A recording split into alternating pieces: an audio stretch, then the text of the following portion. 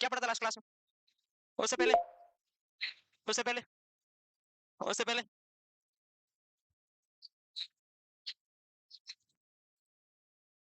हाँ सर, खड़े हो जाओ। क्या नाम आपका है? शिव कुमार जी। कहाँ से आप? एमपी से, ग्वालियर से। वाह, बहुत बढ़िया। हाँ, चुप रहो, एमपी से है। पीएम बना देंगे आपको भी। हाँ, difference between obstetrical perineum and anatomical perineums. चुप रहो, मैं इनसे पूछ रहा हूँ, आप अपना नोट चेक करो।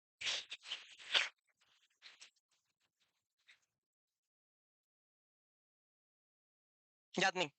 ऐसे क्यों? क्यों याद नहीं है? पढ़ा नहीं कर? नहीं, फिर तो नहीं, ऐसा कैसे? ऐसा कुछ था ही नहीं।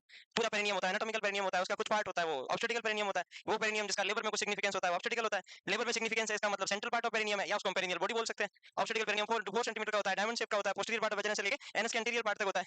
बस इतनी बातें बताई थी। और एनाटॉमिकल पेरिनियम में बताया था आपको, बिलो द सिम्फाइसिस पिपेट से कॉक्सिस और साइड में इनर थाई, इसके बीच का जो पेरिनियम होता है इसके दो ट्रायंगल होते हैं। ऊपर वाले को यूरोजेनाइटल बोलते हैं क्योंकि इसमें यूरेथ्रल और जेनाइटल ओपनिंग होती है। नीचे वाले को पोस्टीरियर ट्रायंगल बोलते हैं क्योंकि इसमें एनल ओपनिंग होती है। ये बात खत्म हो गया, इतना ही तो था।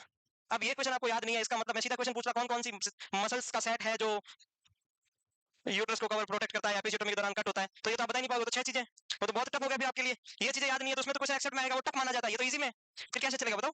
पर मैं कितने दिन सहन करूंगा? मेरा फिर सब्र का बांध टूट जाएगा ना, है? कल आपसे ये एक्सपेक्टेशन नहीं रहेगी, ठीक है शिव कुमार जी? प्लीज, ऐसा नहीं होना चाहिए। अब मैं सर आप, हाँ, पेल्विक फ्लोर की मसल्स के बारे में आप क्या क्या जानते हो बताओ? और ऐसे बताऊं, एक्सपेक्टेशन है आपसे, एक्सपेक्टेशन जब हर्ट होती है ना, बहुत बुरा लगता है, बता रहा हूँ। नहीं करोगे ना, मुझे पता है। आज हट करोगे? ये दिल है, एक बार टूट जाएगा, फिर प्लास्टिक का थोड़ी है, वापस जोड़ लेंगे। जोड़ सकते हैं? फिर बताओ, देखिए जितना आधी अधूरा तो करो, पूरा तो हट मत करो। ऐसे बोल दो थोड़ा बहुत, कुछ भी नहीं याद। अच्छा अच्छा अच्छा, कुछ दिक्कत? कोई बात, बैठो बैठो। हाँ, ऐसा कुछ भी प्रॉब्लम हो मैं किसी और से, अच्छा आप खड़े। हाँ, आपकी तो बैंड बजाता हूँ। हाँ बताओ। पेल्विक फ्लोर में, हाँ कोई टॉपर हो गई, कोई बात नहीं। 3 मसल्स कौन सी? और वेरी गुड, बहुत बढ़िया। इन तीनों को कलेक्टिवली क्या बोलते हैं? लेवेटर है नहीं। ये फ्लोर की मसल जो इंटरनल और एक्सटर्नल रिप्रोडक्टिव ऑर्गन को अलग करती है। किगल एक्सरसाइज में इसकी स्ट्रेंथनिंग प्रोवाइड की जाती है ना। अब मेरे को बताओ, कौन सी मसल्स का सेट है जो एपिसियोटोमी के दौरान कट होता है? ये याद है कि नहीं, बस इतना ही पता करना है। एक तो लिवेटर है नहीं है, एक एनल इंस्पेक्टर है, एक यूरिनरी इंस्पेक्टर सी मसल्स है, एक पेरिनियल मसल्स थी ट्रांसवर्स, एक डीप थी, सुपरफिशियल थी। बल्ब, वेरी गुड, सब हो गया याद। एक यूरिनरी वाला याद रखना, एक एनल वाला याद रखना, एक डीप रखना था, सुपरफिशियल रखना था, एनल रखना था, वो सब याद हो गया। लिवेटर नहीं रखना था। बहुत अच्छा, ऐसे सीक्वेंस आपने चीजें याद की, याद हो गई। अब मेरे को ये बताओ, फैलोपियन ट्यूब के बारे में शॉर्ट में 1 मिनट में पूरा बताना जल्दी है। बाइलेटर होती है, दोनों साइड होती है, टोटल सेंटीमीटर में 10 सेंटीमीटर होती है। हाँ हाँ, वेरी गुड, बहुत बढ़िया। सेकंड, इस्चियल, फिर एम्प्यूला, फिर इन्फेंडिबुलम, वेरी गुड। जब हम ट्यूबेक्टोमी करते हैं तो फैलोपियन ट्यूब का कौन सा पार्ट काटते हैं? इस्टमस, बहुत बढ़िया, वेरी गुड। फैलोपियन ट्यूब, जब ट्यूबेक्टोमी करते हैं तो फैलोपियन ट्यूब का इस्टमस को कट करते हैं। मोस्ट कॉमन ट्यूबेक्टोमी कौन सी होती है? प्रोसीजर होते हैं 5 टाइप, याद होगा। पोमरॉय टेक्निक बोलते हैं उसको। कौन सी टेक्निक बोलते हैं? POMROY, Pomeroy technique. ये अभी नॉसेट में क्वेश्चन भी था, आपने पुरानी स्टूडेंट है, उसको पढ़ा रखा अच्छे से। 5 टेक्निक पढ़ाई थी, उसमें मोस्ट कॉमन पूछा था कि पोमरॉय याद रखना आप, और वही अभी पूछा था अभी नॉसेट वाले पेपर। अच्छा, अभी आपके 4th ईयर है, बहुत बढ़िया। 4th ईयर वाले टॉप कर रहे हैं, नर्सिंग करके बैठे हो पीछे। और 4th ईयर जिसकी चल रही है, रिजल्ट आना बाकी है, रजिस्ट्रेशन में 8 महीने बाकी है, टॉप कर रहे हैं। देख लो तुम क्या कर रहे हो सभी, सोच लो अब कैसे चलेगा ऐसे। ये इतना कंपटीशन है कि जिसका रजिस्ट्रेशन का सर्टिफिकेट अभी तक बना ही नहीं, एमपीओ ही नहीं बना सर्टिफिकेट का, और वो कर रहे हैं टॉप। और तुम लोग टोटल स्टेज में आ गए और अभी तक नहीं टॉप कर रहे हो, कैसे चलेगा ये? चलो बैठो, वेरी गुड, बहुत बढ़िया।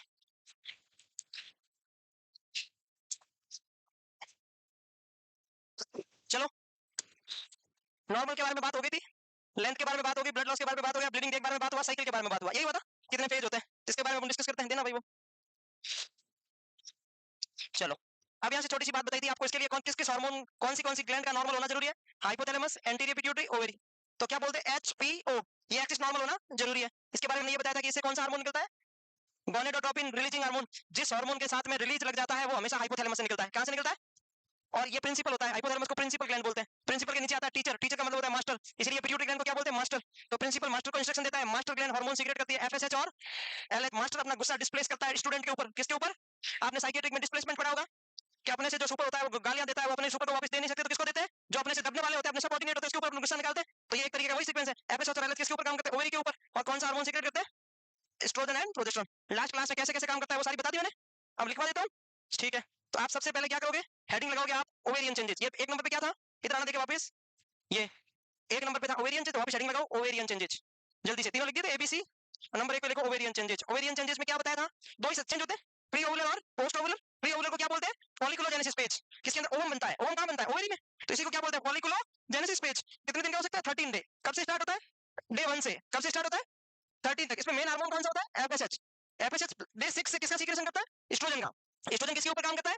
यूट्रस में क्या करवाता है? प्रोलिफरेशन ऑफ यूट्रस डे 13 पे एस्ट्रोजन किसको कम करता है वापस, एफएसएच को, और किसको बढ़ाता है, एलएच को, और एलएच ओवरी पे आपको आके क्या करता है, मैच्योर ओवम को रिलीज करता है। बहुत सारे ओवम को मैच्योर करवाने का काम किसने किया, एफएसएच ने। उनमें से एक ओवम मैच्योर कौन रिलीज कर देगा, एलएच। कहां जाएगा, एम्पुला में। अब इस दौरान स्पर्म आया तो फर्टिलाइजेशन हो जाएगा, नहीं आया तो नेक्स्ट मेंस्ट्रुएशन साइकिल से सेट आउट हो जाएगा, बस।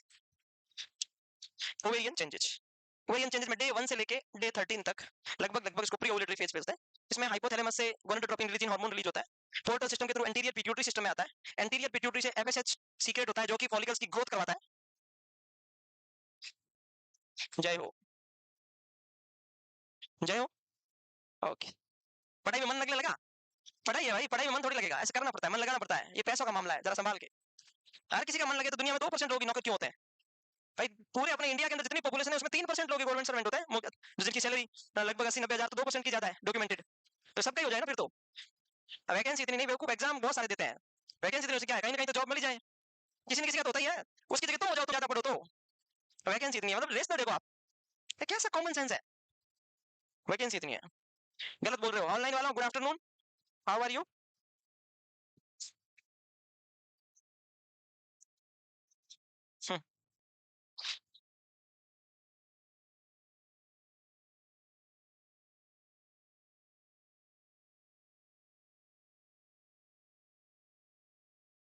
ये समझ में तो आया ना, तीनों लाइनें एकदम सिंपल है। पहला हाइपोथैलेमस का है, दूसरी पिट्यूटरी की है, तीसरी ओवरी के ऊपर बात चल रही है, एचपीओ। लास्ट क्लास में जो प्रेजेंट थे उसको अच्छे से पता चल जाए। अब कुछ आए नहीं बीच बीच में, कभी कभी सर मन नहीं करता, तो फिर मन करवाने के लिए अब तो क्या कर सकते हैं, कुछ नहीं कर सकते, आना ही पड़ेगा।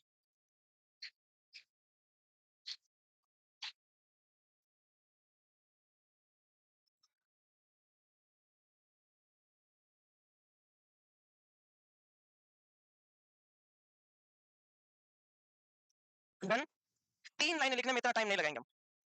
अब बहुत सारे ओम मैच्योर होते रहते हैं, लेकिन सारे के सारे मैच्योर थोड़ी हो पाते हैं भाई, प्रोसेस सबकी होती है।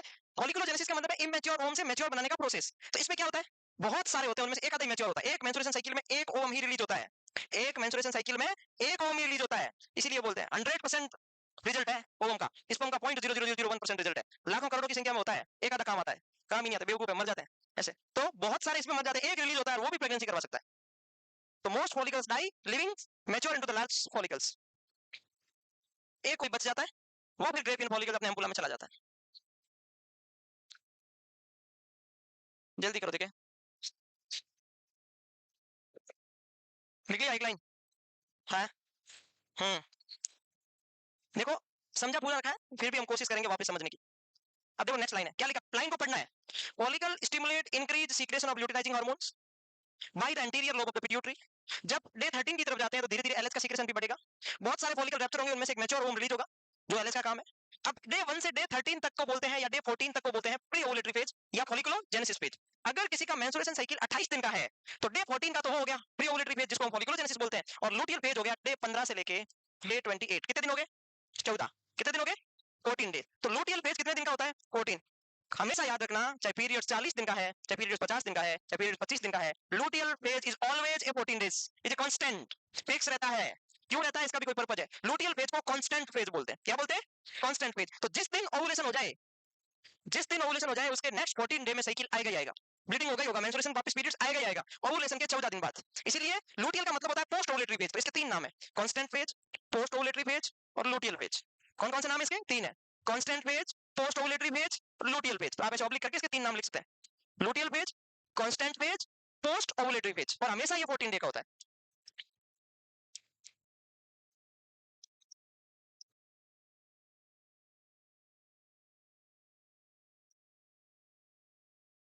ये स्टार्ट कब से होता है, ओवुलेशन होने के जस्ट बाद से। तो क्या लिखा है, बिगिन विद ओवुलेशंस। बॉडी टेम्परेचर पहले कम होकर फिर वापस बढ़ जाता है, ओवुलेशन के टाइम टेम्परेचर बढ़ता है, ये तो याद ही होगा।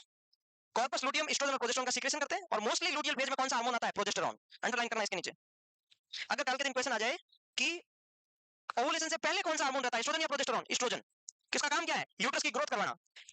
ओवुलेशन के बाद कौन सा हार्मोन रहता है, प्रोजेस्टेरोन। क्या करता है कि अगर फीमेल प्रेग्नेंट हो गई तो एबॉर्शन से बचाना, एबॉर्शन से बचाना, प्रेगनेंसी को मेंटेन करना, प्रेगनेंसी कीपिंग हार्मोन। तो ये थोड़ा याद अंडरलाइन कर लेना, प्रोजेस्टेरोन।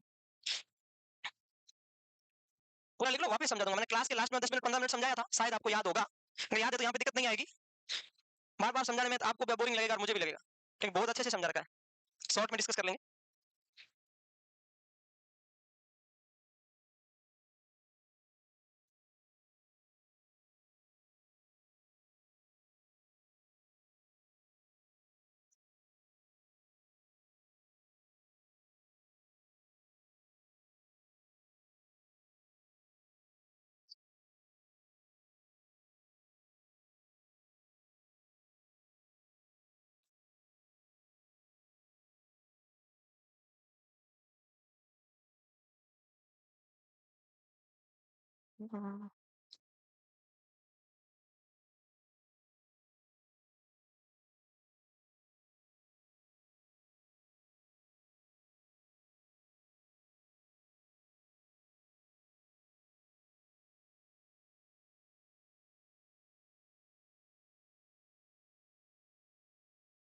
बन हो गया, लिख लिया, आगे बढ़ो। अब आता है, जस्ट 2 लाइन लिखूंगा। अरे रुको रुको, 2 लाइन पूरी होने के बाद में अपना आया यूटेराइन। यूट्रस में क्या क्या चेंजेस होंगे, इसमें 3 साइकिल चलेगी है ना, वो बता, वो लिखना है। इतना धीरे क्यों लिखना है, ऐसे थोड़ी चलेगा। हाँ हाँ, नहीं,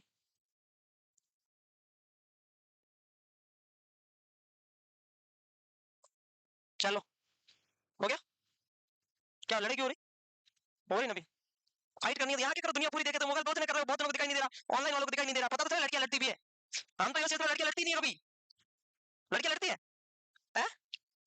स्पाइरल फ्रैक्चर नाम सुना है, you know about spiral fracture, इस शेप का फ्रैक्चर होता है उसको क्या बोलते हैं, स्पाइरल में। Spiral fracture mostly seen in the girls, भाई लड़कियां हाथ मरोड़ती है पकड़ के, फिर उसका फ्रैक्चर हो जाता है ऐसे। और बॉयज लड़ते हैं तो ओपन फ्रैक्चर होता है, एटीट्यूड के बाहर आ जाती है, छोटा मोटा फ्रैक्चर नहीं होता, लड़कियां सिर्फ चूड़ी देती है, मोड़ती है ऐसे। तो हाँ लड़कियां, देखो उसको पता है।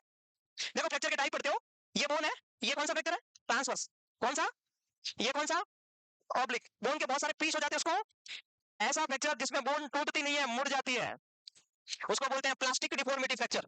क्या बोलते हैं, प्लास्टिक डिफॉर्मिटी फ्रैक्चर बोलते हैं उसको, जिसमें बोन मुड़ जाती है। ऐसा फ्रैक्चर जिसमें मिल्कमैन लाइन दिखती है, वो कौन सी डिजीज को इंडिकेट करता है, मिल्कमैन लाइन नाम सुना है, मिल्कमैन, दूध जैसी व्हाइट व्हाइट, कौन सी डिजीज में मिल्कमैन फ्रैक्चर पाया जाता है, ऑस्टियोमलेशिया, अडल्ट रिकेट्स का नाम है। विटामिन डी की कमी अगर बच्चों में है तो उसको क्या बोलते हैं, रिकेट्स। विटामिन डी की कमी अगर अडल्ट में है तो उसको क्या बोलते हैं, ऑस्टियोमलेशिया। मलेशिया का मतलब होता है मेडिकल टर्मिनोलॉजी में सॉफ्टनिंग, क्या होता है, सॉफ्टनिंग। तो बोन सॉफ्ट हो जाती है तो उसमें मिल्कमैन फ्रैक्चर लाइन आती है, कौन सी लाइन आती है, मिल्कमैन फ्रैक्चर लाइन आती है। ये थोड़ा सा याद रखने वाला बात है। बाकी कुलिस फ्रैक्चर तो सबको पता है, डिस्टल रेडियस का फ्रैक्चर होता है उसको क्या बोलते हैं, कुलिस फ्रैक्चर बोलते हैं ना, कुलिस, कुलिस एनीमिया, कुलिस एनीमिया, मैं मुंह तोड़ दूंगा। थैलेसीमिया माइनर या थैलेसीमिया मेजर, थैलेसीमिया मेजर का दूसरा नाम है कुलिस एनीमिया। इसके अंदर क्या होता है, आयरन का ओवरलोड होता है, हीमोग्लोबिन कम होता है। इस प्रकार का एनीमिया जिसमें आयरन का ओवरलोड होता है, हीमोग्लोबिन कम होता है। क्वेश्चन आ जाए व्हाट इज थैलेसीमिया मेजर, एक congenital that's called autosomal recessive type का एनीमिया, जिसमें जन्मजात जेनेटिक ट्रेट की वजह से हीमोग्लोबिन नहीं बन पाता। आपने बाहर से लिया, ब्लड ट्रांसफ्यूजन दिया, आयरन दिया, अंदर जाके हीमोग्लोबिन टूट जाता है। हीमोग्लोबिन में क्या क्या होता है, हीम प्लस ग्लोबिन, तो हीमोग्लोबिन जुड़ नहीं पाता, तो हीम तो बढ़ेगा भाई, लेकिन दोनों भी जुड़ेंगे तो हीमोग्लोबिन नहीं बनेगा। क्या हीमोग्लोबिन कम रहेगा, आयरन ओवरलोड रहेगा। इसलिए क्वेश्चन आता है कुलीज एनीमिया का ट्रीटमेंट क्या है, चिल्लेशन थेरेपी। क्या है, व्हाट इज चिल्लेशन थेरेपी, हमारी बॉडी में एक्स्ट्रा आयरन होता है, उसको बाहर निकालने की प्रोसेस को बोलते हैं आयरन टॉक्सिक में कौन सा देता है, डिस्प्रोक्सामाइन। तो डिस्प्रोक्सामाइन को क्या बोलते हैं, चिल्लेशन थेरेपी बोलते हैं। क्या बोलते हैं, अगर हमारी बॉडी में आयरन ओवरलोड हो जाए तो हमें क्या देना पड़ता है, डिस्प्रोक्सामाइन, वो क्या करता है, आयरन को बाहर निकालता है। तो थैलेसीमिया मेजर में क्या होता है, आयरन ज्यादा है, हीमोग्लोबिन कम है। हालांकि आयरन की वजह से हीमोग्लोबिन बनता है, लेकिन इसमें कंजेनिटली जेनेटिक ट्रेट की वजह से बीटा सेल में प्रॉब्लम होती है, उसकी वजह से अल्फा बीटा हीमोग्लोबिन में तो चेन होती है, अल्फा और बीटा, तो बीटा चेन में प्रॉब्लम होती है, उसकी वजह से हीमोग्लोबिन जुड़ नहीं पाता, हीमोग्लोबिन बन नहीं पाता, और हीमोग्लोबिन नहीं बनता है तो हीमोग्लोबिन कम हुआ, एसिडिटी कम हुआ और आयरन का ओवरलोड हो गया। आई समझ में बात, मैं कहां चला गया, चलो हम थे तो यहाँ। Corpus luteum degenerate, corpus luteum degenerate हुआ है, अगर फर्टिलाइजेशन नहीं हुआ तो कॉर्पस लूटियम डीजनरेट होगा तो नेक्स्ट मेंस्ट्रुएशन साइकिल आ जाएगा, और नेक्स्ट मेंस्ट्रुएशन एस्ट्रोजन प्रोजेस्टेरोन कम हो जाएंगे। जब कॉर्पस लूटियम ही नहीं बनेगा तो प्रोजेस्टेरोन नहीं बनेगा, क्योंकि प्रोजेस्टेरोन को कॉर्पस लूटियम ही तो बनाता है वहीं से। तो नेक्स्ट अगर फर्टिलाइजेशन नहीं हुआ, ओवम और स्पर्म नहीं मिले, तो नेक्स्ट मेंस्ट्रुएशन साइकिल आएगा, इसका मतलब धीरे धीरे एस्ट्रोजन प्रोजेस्टेरोन कम हो जाते हैं और नेक्स्ट मेंस्ट्रुएशन साइकिल की तैयारी हो जाती है। Decline of estrogen and progesterone stimulate the anterior pituitary to secrete more FSH and LH loot a new reproductive cycle, फिर नए मेंस्ट्रुएशन साइकिल की शुरुआत हो जाती है, क्योंकि डे 1 से एफएसएच आता है, डे 1 से एफएसएच आना शुरू हो जाता है। अगर कॉर्पस लूटियम नहीं बनेगा तो दोनों बाहर निकलेंगे, बाहर निकलेंगे तो एफएसएच और एलएच वापस ऊपर आ जाएंगे, ऊपर आ जाएंगे तो नेक्स्ट मेंस्ट्रुएशन साइकिल आ जाएगा। ये तो हो गया आपका ओवरी में क्या क्या चेंजेस होते हैं। अब हम पढ़ेंगे यूट्रस के चेंजेस। रुक गया था क्या, नहीं रुका, ठीक है। एक्स्ट्रा चीजें बोले ना तुरंत कैच कर लिया करो, नहीं कर पाओ तो जो लिख ले उसके क्लास के बाद में उससे पूछ लिया करो क्या लिखवाया था, वो बहुत काम की है, वो सीधा ही छपेगा, क्लियरली एकदम एजुकेटेड छपेगा वो पेपर में, क्योंकि उसके लिए मैं ऐसे नहीं बोल सकता ना ये दे दिया है बार बार, चलते मैं बोलूंगा ये आएगा, समझ आना मतलब, हाँ यही है वो, अच्छे से।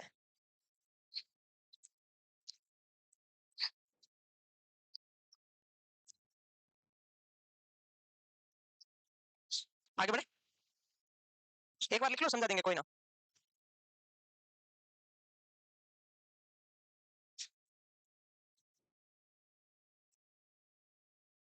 सारे लोग नोट्स बना रहे हो ना, कहीं ऐसा तो नहीं है कुछ लोग बना ही नहीं रहे, मेरे को डाउट हो रहा है थोड़ा थोड़ा, कुछ कुछ लोगों पे डाउट हो रहा है, कुछ कुछ पे डाउट है मुझे, मैं चुपचाप जाके चेक कर लूंगा। लेकिन इसके चक्कर में ज्यादा पोल खुल जाएगी, फिर मैं पूरी कॉपी चेक करूंगा, पोल कॉपी के लास्ट पेज पे क्या लिखा है तिरछे तिरछा, सब चेक होगा फिर। चलो आगे बढ़े।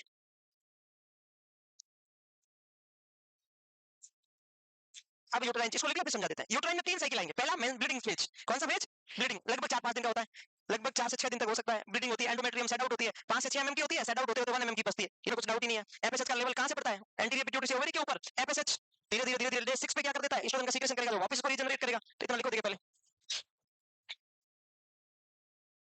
क्या हुआ।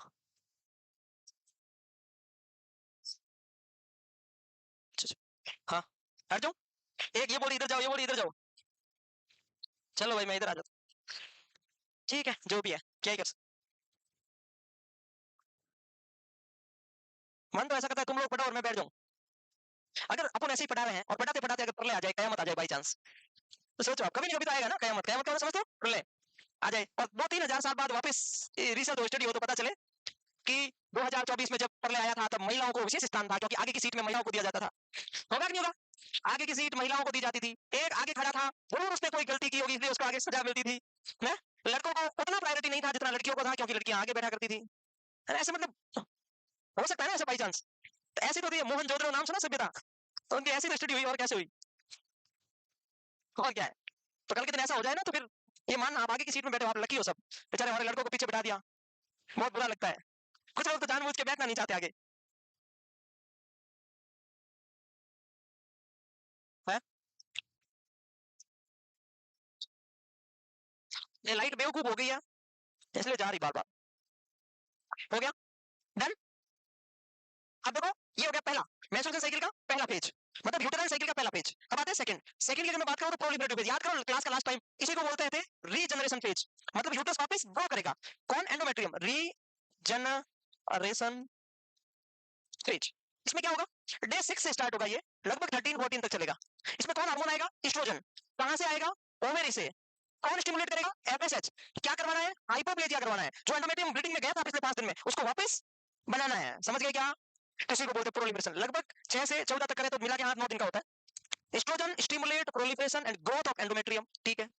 Oestrogen increase it suppress secretion of FSH. Estrogen को किसने बढ़ाया? एफएसएच ने। जो जो एस्ट्रोजन बढ़ा बढ़ा बढ़ा बढ़ा बढ़ा डे 13 पे ये किसको कम करेगा? एफएसएच को। और ये किसको बढ़ाएगा? लगभग डे 13-14 की बात चल रही है, डे 13-14 की बात चल रही है कि एफएसएच ने एस्ट्रोजन को बढ़ाया, लेकिन बढ़ा हुआ एस्ट्रोजन ने एफएसएच को कम किया और एलएच को बढ़ाया। याद है पापा चाचा वाली कहानी? ओ वेरी गुड वेरी गुड। अब जो ही एस्ट्रोजन ने एलएच को बढ़ाया, एलएच ने क्या किया? ओवुलेशन करवा दिया। क्या करवा दिया? बस ठीक है बाप जी। ओवुलेशन कब होता है? डे 14 पे। और अगर रेंज पूछ ले तो +-2, 14 के आगे +2 लिख दो और -2 लिख दो, या तो 2 दिन पहले या 2 दिन बाद। सर आगे बात? हाँ सर आ तो गई है, तो आगे लिखो।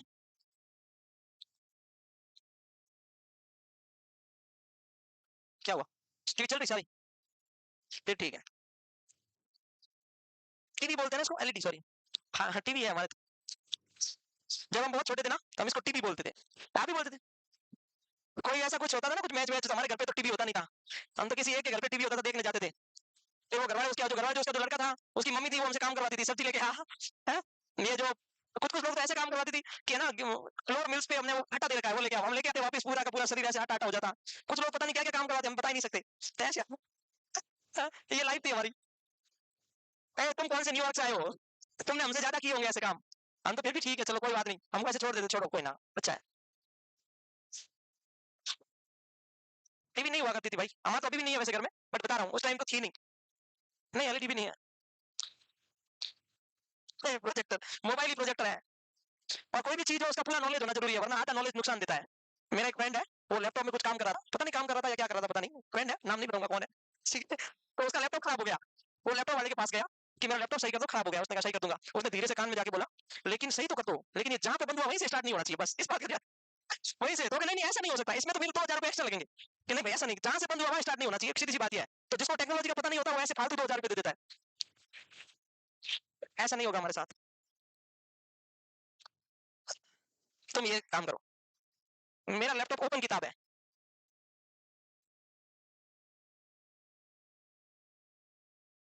लिखो, जल्दी लिखो रे।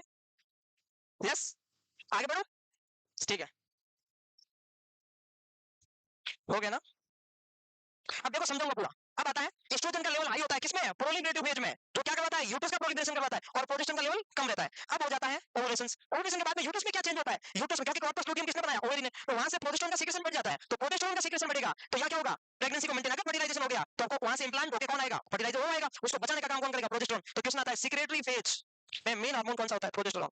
अगर कभी भी याद नहीं हो तो दिमाग नहीं लगाना, लूटियल फेज जितने दिन का होता है उतना का उतना सीक्रेटरी फेज के दिन होते हैं। लूटियल फेज ओवरी में होता है, लगभग 14 दिन का होता है, ये भी 14 दिन का होता है, क्योंकि ओवुलेशन के बाद स्टार्ट होता है, ये होता है यूट्रस में, वो होता है ओवरी में। सिंपल तरीका है, ये होता है यूट्रस में, वो ओवरी में। तो जितना दिन लूटियल फेज के होते हैं उतने के उतने सीक्रेटरी फेज के होते हैं, और इसमें मेन हार्मोन कौन होता है, प्रोजेस्टेरोन होता है। This phase is initiated in response to the increased LH level. Fallopian follicle is replaced by corpus luteum. Corpus luteum secrete progesterone mainly. Okay, done. Progesterone prepare the endometrium for pregnancy. Endometrium में adaptive environment create करता है कि by chance abortion नहीं हो जाए, तो आप जब एबॉर्शन पढ़ेंगे तो एबॉर्शन के कॉज में एक कॉज आएगा, the defect in luteal phase, one of the cause of abortion, defect in luteal phase. किसी भी फीमेल में प्रोजेस्टेरोन कम होता है तो उसमें एबॉर्शन हो जाता है, इसीलिए कोई भी फीमेल को रिकरेंट एबॉर्शन होता है उसको डॉक्टर प्रोजेस्टेरोन का इंजेक्शन लगाते हैं, सुना होगा आपने।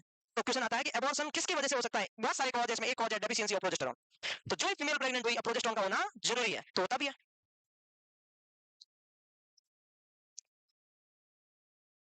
लेट है, लेट है या जल्दी है, गांव से सही में,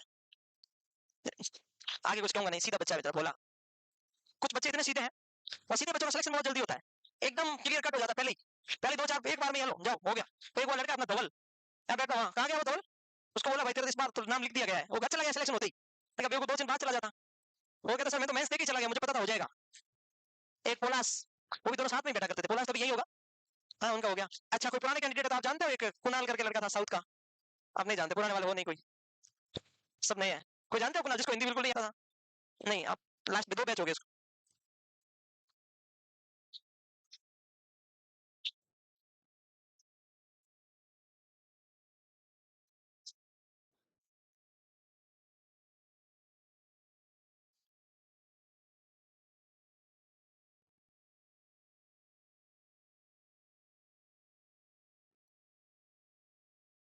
हाँ एक बार लिख लो, हम शॉर्ट में समझ लेंगे, कोई दिक्कत नहीं।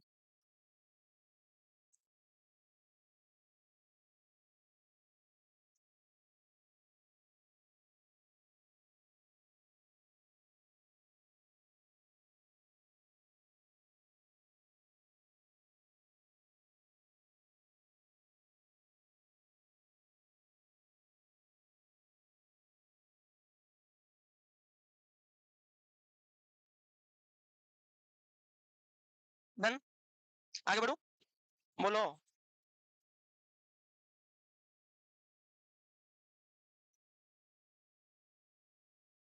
अब 2 4 बातें हैं, एक बार समझ लेते हैं, सिंपल तरीका है, कुछ नहीं है। ये ओवेरी है, ओवेरी में 2 ही साइकिल है, फॉलिकुलोजेनेसिस जिसको बोलते हैं प्री ओवुलेटरी फेज, क्या बोलते हैं, ये लगभग डे 1 से डे 13 तक होता है, सही बात है। फिर आता है लूटियल फेज, कौन सा फेज, अरे कौन सा फेज, लूटियल फेज, क्योंकि कॉर्पस लूटियम बनता है ना, इसलिए नाम पड़ा, ऐसे नहीं है कि और क्या नाम पड़ा। इसी को बोलते हैं कांस्टेंट फेज, इसी को बोलते हैं पोस्ट ओवुलेटरी फेज, इसको बोलते थे प्री ओवुलेटरी फेज। समझ में आ गया, दो ये लगभग कितने दिन का होता है, डे 13 या डे 14 का होता है, 14 से लेकर 28 का, समझ में आ गई बात, ये लगभग 14 डे का और ये भी 14 डे का होता है। अब इसमें 2 है, सेम टाइम में यूट्रस में कितने चलेंगे, 3, तो ये तो सेम है, इसको 2 भागों में डिवाइड करना है, तो ये डे 13 तक है, इसको 2 में डिवाइड करो। डे 1 से लेके डे 5 तक चलेगा ब्लीडिंग फेज, कौन सा फेज, इसमें यूट्रस में ब्लीडिंग होगी। पीछे दिन बच गए डे 6 से लेकर 13 तक, ये 13 कर दो या 14 कर दो, ज्यादा फर्क नहीं पड़ता, क्योंकि 13 की शाम या फिर 14 करो एक ही बात। डे 6 से लेके डे 14 तक को बोलते हैं प्रोलिफरेटिव फेज, कौन सा फेज, अब समझ में आ रहा है अच्छे से। और इसके बराबर में क्या लिख दोगे, सीक्रेटरी फेज, बस इसके जस्ट बराबर में लिख दोगे सीक्रेटरी फेज। ये कितने दिन का हो गया, ये भी लगभग 12 से 14 दिन का हो गया। अब क्या सीखे आप, इस प्री ओवुलेटरी फेज में ये है आपका हाइपोथैलेमस, ये एंटीरियर पिट्यूटरी और ये ओवरी। हाइपोथैलेमस से जीएनआरएच निकला, यहां से निकला एफएसएच और एलएच, एफएसएच ओवरी के ऊपर आया, और फॉलिकुलोजेनेसिस में कौन सा हार्मोन आया, एफएसएच। लगभग 13 दिन तक एफएसएच चलेगा, 5 दिन तक तो एफएसएच सिर्फ ओवरी के ऊपर काम करता रहेगा। डे 6 से एफएसएच एक हार्मोन सीक्रेट करेगा ओवरी से, उस हार्मोन का नाम क्या है, क्या नाम है एस्ट्रोजन। वो कहां जाएगा, एस्ट्रोजन कहां जाएगा, डे 6 से एस्ट्रोजन किसके ऊपर काम करेगा, यूट्रस के ऊपर, क्या करेगा, प्रोलिफरेशन। समझ में आ गया, जो ही डे 13 या डे 14 को यही एस्ट्रोजन नेगेटिव फीडबैक थ्रू किसको अफेक्ट करेगा, एफएसएच को कम करेगा, यही एस्ट्रोजन सीधा जाके एफएसएच को कम करेगा, और किसको स्टिमुलेट करेगा, एलएच को, और एलएच किसके ऊपर काम करेगा, ओवरी के ऊपर, क्या कर देगा, ओवुलेशन कर देगा। तो ये हो गया माना कि ओवुलेशन, डे 14 को ओवुलेशन हो गया। अब ओवुलेशन हो गया, अगर इसको आ गया तो फर्टिलाइजेशन हो जाएगा, तो यहाँ पर आ जाएगा आपका प्रोजेस्टेरोन हार्मोन, कौन सा हार्मोन आ जाएगा, जो प्रेगनेंसी को बनाने में हेल्प करेगा। अब ये प्रोजेस्टेरोन यहाँ पर सीक्रेट होगा और सीधा यूट्रस में भी चला जाएगा, यहाँ से सीक्रेट होकर कहाँ चला जाएगा, यूट्रस में, ताकि क्या हो जाए, प्रेगनेंसी कीपिंग हार्मोन, प्रेगनेंसी को सेव करने वाला हार्मोन। कौन सा हार्मोन, प्रोजेस्टेरोन। तो क्या क्या क्वेश्चन बने, क्वेश्चन 7 क्वेश्चन बने। सीक्रेटरी फेज में मेन हार्मोन कौन सा होता है, प्रोजेस्टेरोन। प्रोलिफरेशन में मेन कौन सा होता है, एस्ट्रोजन। एस्ट्रोजन को कौन स्टिमुलेट करता है, एफएसएच। एस्ट्रोजन किसको इनहिबिट करता है, एफएसएच। एस्ट्रोजन किसको स्टिमुलेट करता है, एलएच को। किसको, एलएच को। एलएच क्या करवाता है, ओवुलेशन। सारी बात समझ में आ गई। यही मेंस्ट्रुएशन साइकिल की कहानी, बेसिक ये नॉर्मल मेंस्ट्रुएशन साइकिल यही है। समझ में आ गया ना, इसको ना तो कोई लिखने की जरूरत है ना कोई बात, इतना ही है, सिंपल है। नहीं लिखोगे कोई जरूरी नहीं है, सिंपल है। अब आपको एक चीज, दो चीज एक्स्ट्रा है वो मैं बता देता हूँ, मिटा दो। सीक्वेंस समझ में आनी चाहिए।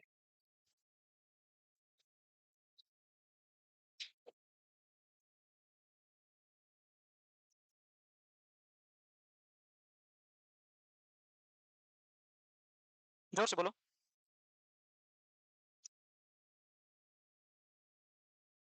प्रोजेस्टेरोन नहीं, आईसीजी देते साथ में, सस्टेन नाम से आता है, एचसीजी और प्रोजेस्टेरोन दोनों सस्टेन नाम से आता है, वो हम एबॉर्शन के ट्रीटमेंट में पढ़ेंगे ना।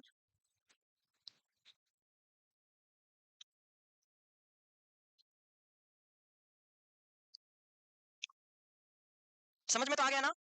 एक बार आप रूम जाके अपने कली के साथ में थोड़ा बहुत डिस्कस करोगे, समझ में आ जाएगा, बेसिक लाइन है, ज्यादा कुछ नहीं है। आगे बढ़ो, मिटा दो,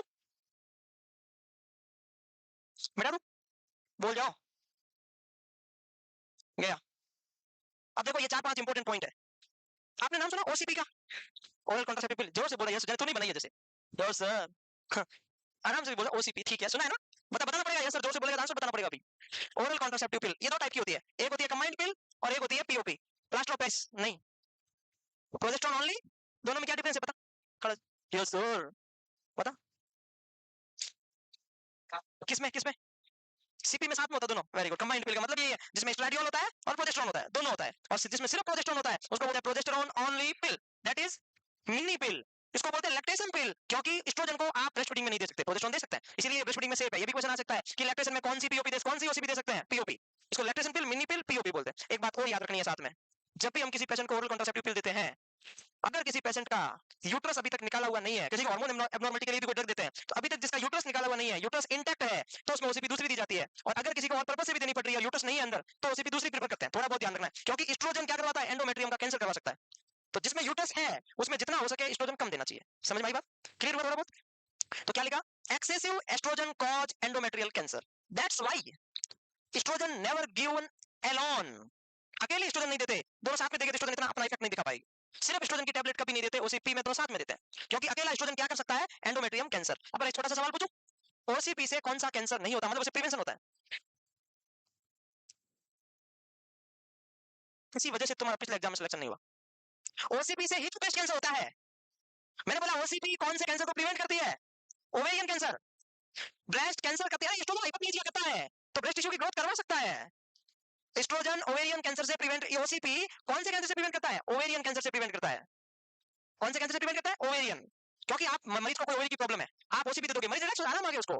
एक क्वेश्चन आया नॉर्थ साइड पे, हमने चिल्ला चिल्ला के पढ़ा था, लेकिन हमारी बात माने कौन, दादी के कैंसर कोई खींच बनाता है, आपको खींच पता है, खींच नहीं पता, तुम बाहर वाले लोगों को, खींच हम गरीब लोगों को पता है, गांव वाले लोगों को पता है खींच क्या होती है, खींच नहीं पता ना, मेरे को तो सही नहीं, मतलब ही नहीं, किसको पता है खींच, आपको पता है, अच्छा, खींचना नहीं पता, अरे कौन से त्योहार को बनाई जाती है, एक कोई अब बीच में त्योहार आता है फेस्टिवल, आका तीज, आका तीज को बनाई जाती है, कोई ना जो अनाज होता है ना उसको बुरबुरा पीस के फिर वो जो बनाया जाता है, एक टाइप का खिचड़ी हो सकता है और क्या, हाँ खींच खींच खिचड़ी एक ही बात है। एक क्वेश्चन आया था अभी नॉर्थ सेट में, एक नॉर्थ सेट में क्वेश्चन लो, नॉर्थ सेट में क्वेश्चन, आप यहाँ बैठे हो ना, तो आप यहाँ सुन ले, आप यही बैठे हो, तो किसी को यहाँ आना है ना, तो नॉर्थ सेट है वो उधर से घूमते हुए इधर आएगा, बेवकूफ है वो, सीधा नहीं आएगा, बेवकूफ। बहुत क्वेश्चन आया, एक पेशेंट है, उसको हिर्सुटिज्म है, क्या है हिर्सुटिज्म का मतलब समझते हो, एक दो बाल है हड्डी में फीमेल के, मतलब hair growth on the face इसको हिर्सुटिज्म, मतलब हार्मोन एब्नॉर्मलिटी, सीधा सा फंडा समझ में आ गया, इतने में समझ में आ गया। और उसको ओसीपी, उसको कॉन्ट्रासेप्टिव देना है, तो कौन सी कॉन्ट्रासेप्टिव इफेक्टिव होगी, सीधा क्वेश्चन आके बंद करके आंसर, सब गलत करके आए जितने भी कैंडिडेट थे, अरे उसने क्लियर बोल दिया कि उसको हिर्सुटिज्म है, मतलब उसकी बॉडी में एस्ट्रोजन प्रोजेस्टेरोन हार्मोन प्रॉपर नहीं है, तो ओसीपी देंगे, बात खत्म। भाई जिसमें हिर्सुटिज्म है कौन सा कॉन्ट्रासेप्टिव दोगे, मतलब उसमें फिर एक क्वेश्चन था जिसमें सहेली देंगे, सहेली मतलब छाया, छाया मतलब कैंसरोमन, जो लखनऊ वाली सीडीआरआई में बनी थी जो, उसको कभी नहीं देना, क्योंकि सहेली की डेफिनेशन यही है जिसके अंदर कोई हार्मोन नहीं है, non hormonal, non steroidal, one से week, made in Indian tablet. तो क्वेश्चन, अगर मैं एक सवाल पूछूं और घुमा के, एक पर्सन है जिसको पीसीओडी है, क्या है, पीसीओडी या पीसीओएस, तो कौन पता है, पॉलीसिस्टिक ओवेरियन डिजीज या पॉलीसिस्टिक ओवेरियन सिंड्रोम, उसमें कौन सी कॉन्ट्रासेप्टिव देनी चाहिए, सहेली या ओसीपी, सहेली या ओसीपी, सहेली या ओसीपी, आंख बंद करके आंसर आना चाहिए। मैं कह रहा हूं इसके अंदर मेरे हाथ है, हाथ के अंदर मेरे एक बर्तन है, उसके अंदर घी है और इसको घी चाहिए, तो मुझे इस हाथ से इसको कुछ चीज डालनी चाहिए, इस हाथ से डालनी चाहिए। जिस हाथ में घी है वही देना चाहिए इसको। अरे तो सहेली का मतलब यही है कि जिसके अंदर कोई हार्मोन नहीं है, और पीसीओडी का मतलब यही है कि जिसको हार्मोन इंबैलेंस है।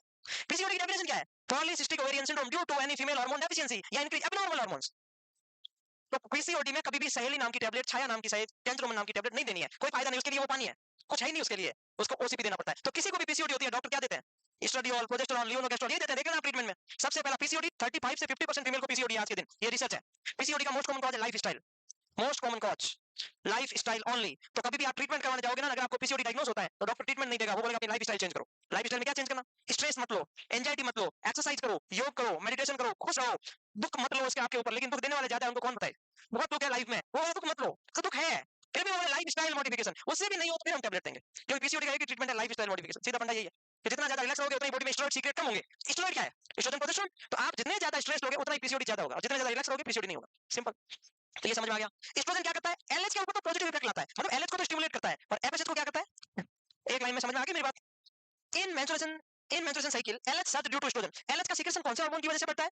एस्ट्रोजन की वजह से। समझ में आ गई बात? सर्ज का मतलब होता है पीक पे, एलएच सर्ज का मतलब होता है बहुत ज्यादा। एलएच बहुत ज्यादा कौन से हार्मोन की वजह से होता है? एस्ट्रोजन की वजह से। और एलएच सर्ज कब होता है? ये भी क्वेश्चन आ सकता है।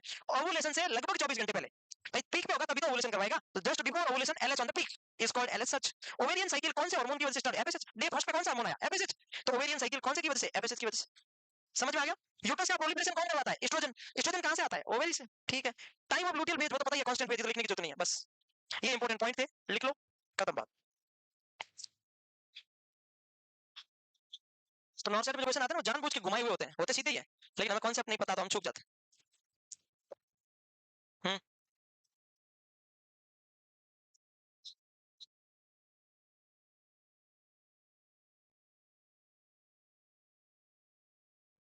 हाँ जी बताइए। हाँ ये दो क्वेश्चन में कल करेक्शन हो गया था, एक में वो डी ऑप्शन राइट करना था, एक में वो वजन का जो क्वेश्चन था उसमें एक्सेप्ट था, वो लिख नहीं पाई, दो चीज में करेक्शन था, बाकी में कुछ नहीं था, दो में ही था। उसमें एक्सेप्ट लगाना था, फिर सी आंसर राइट होता, और इसके अंदर फैटी और ग्लैंडुलर दोनों राइट आंसर है, वो आंसर गलती से लग गया। हाँ यही तो कह रहा हूँ। इसमें क्या है, इसमें क्वेश्चन आया कि which of the following true about vagina. इसमें क्वेश्चन के साथ में एक्सेप्ट लिखना था, कौन सी बात गलत है? तो सारी बातें सही है सी के अलावा, सी के अलावा सारी बातें सही है।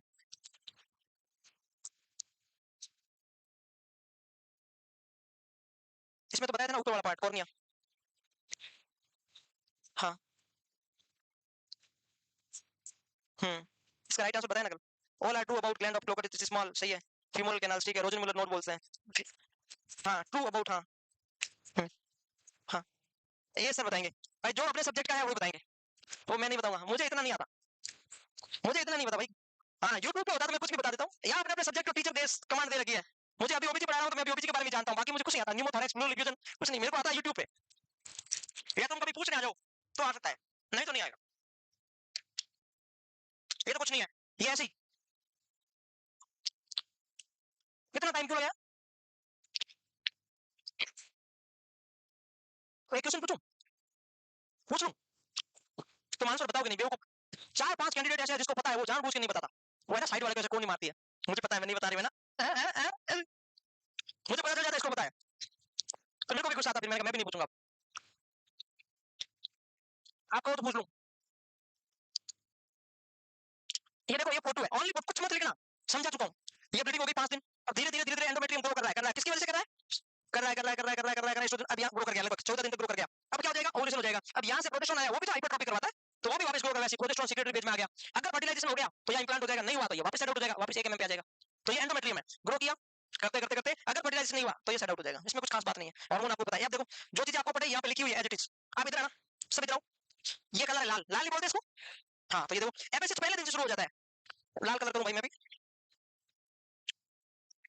सेम करूँ, हट जा, ये ये एफएसएच है, बढ़ रहा है बढ़ रहा है बढ़ रहा है बढ़ रहा है, चल रहा है चल रहा है चल रहा है, यहाँ तक डे 13 तक। 13 को इसका बेटा कौन था? एस्ट्रोजन। एस्ट्रोजन कहाँ है? ये बढ़ा, ये धीरे धीरे धीरे डे 6 पे बढ़ना शुरू हुआ, एफएसएच की वजह से ये बढ़ना शुरू हुआ, और ये आ गया डे लगभग 13 पे पीक कर, इसने इसको लपेटा जा, गेट आउट। और ये एस्ट्रोजन किसको लाएगा डे 14 पे? कहाँ है? एलएच। एलएच बिल्कुल कोई रोल नहीं है, 10 11 12 दिन तक एलएच का कोई रोल नहीं है, देखो गायब है, गायब पड़ा है। फिर एस्ट्रोजन इसको धक्का देता है और चाचा को कहता है आ जाओ, यहाँ हो रहा है ओवुलेशन, इसके जस्ट 12 से 24 घंटे पहले एलएच कहाँ आ जाता है? पीक पे, लगभग 24 घंटे पहले ये एलएच आ गया। अब फर्टिलाइजेशन वगैरह हो गया तो फिर अब चाहिए प्रोजेस्टेरोन, तो ये पड़ा प्रोजेस्टेरोन, पहले कोई रोल नहीं है देखना, सीधा देखो, ये ग्रीन कलर का प्रोजेस्टेरोन मेंस्ट्रुएशन साइकिल पे हो गया, ब्लीडिंग हो गई, प्रोलिफरेशन ऑफ यूट्रस हो गया, ओवुलेशन हो गया, तब तक प्रोजेस्टेरोन का रोल नहीं है। उसके बाद प्रोजेस्टेरोन बढ़ना शुरू होता है, लगभग डे 21 के अराउंड प्रोजेस्टेरोन पीक, क्योंकि इसी टाइम इंप्लांटेशन स्टार्ट होता है, तो ये प्रोजेस्टेरोन लास्ट में जाते बढ़ जाता है। ये मेंस्ट्रुएशन साइकिल कौन सा कब बढ़ता है, ये एक बेसिक फिनोमेना है और सबको पता है। चित्र बनाओ तो आपकी इच्छा, न बनाओ तो आपकी इच्छा, सबको पता ही है। मैं 5 बार 10 बार बता चुका हूँ, सबको याद है। याद है ना? हेलो,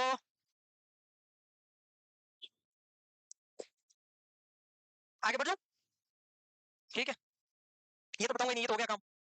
अब abnormality of menstruation cycle, amenorrhoea वगैरह क्या होता है, कितने टाइप का होता है, ये तो हम पढ़ने वाले हैं गायनिक में।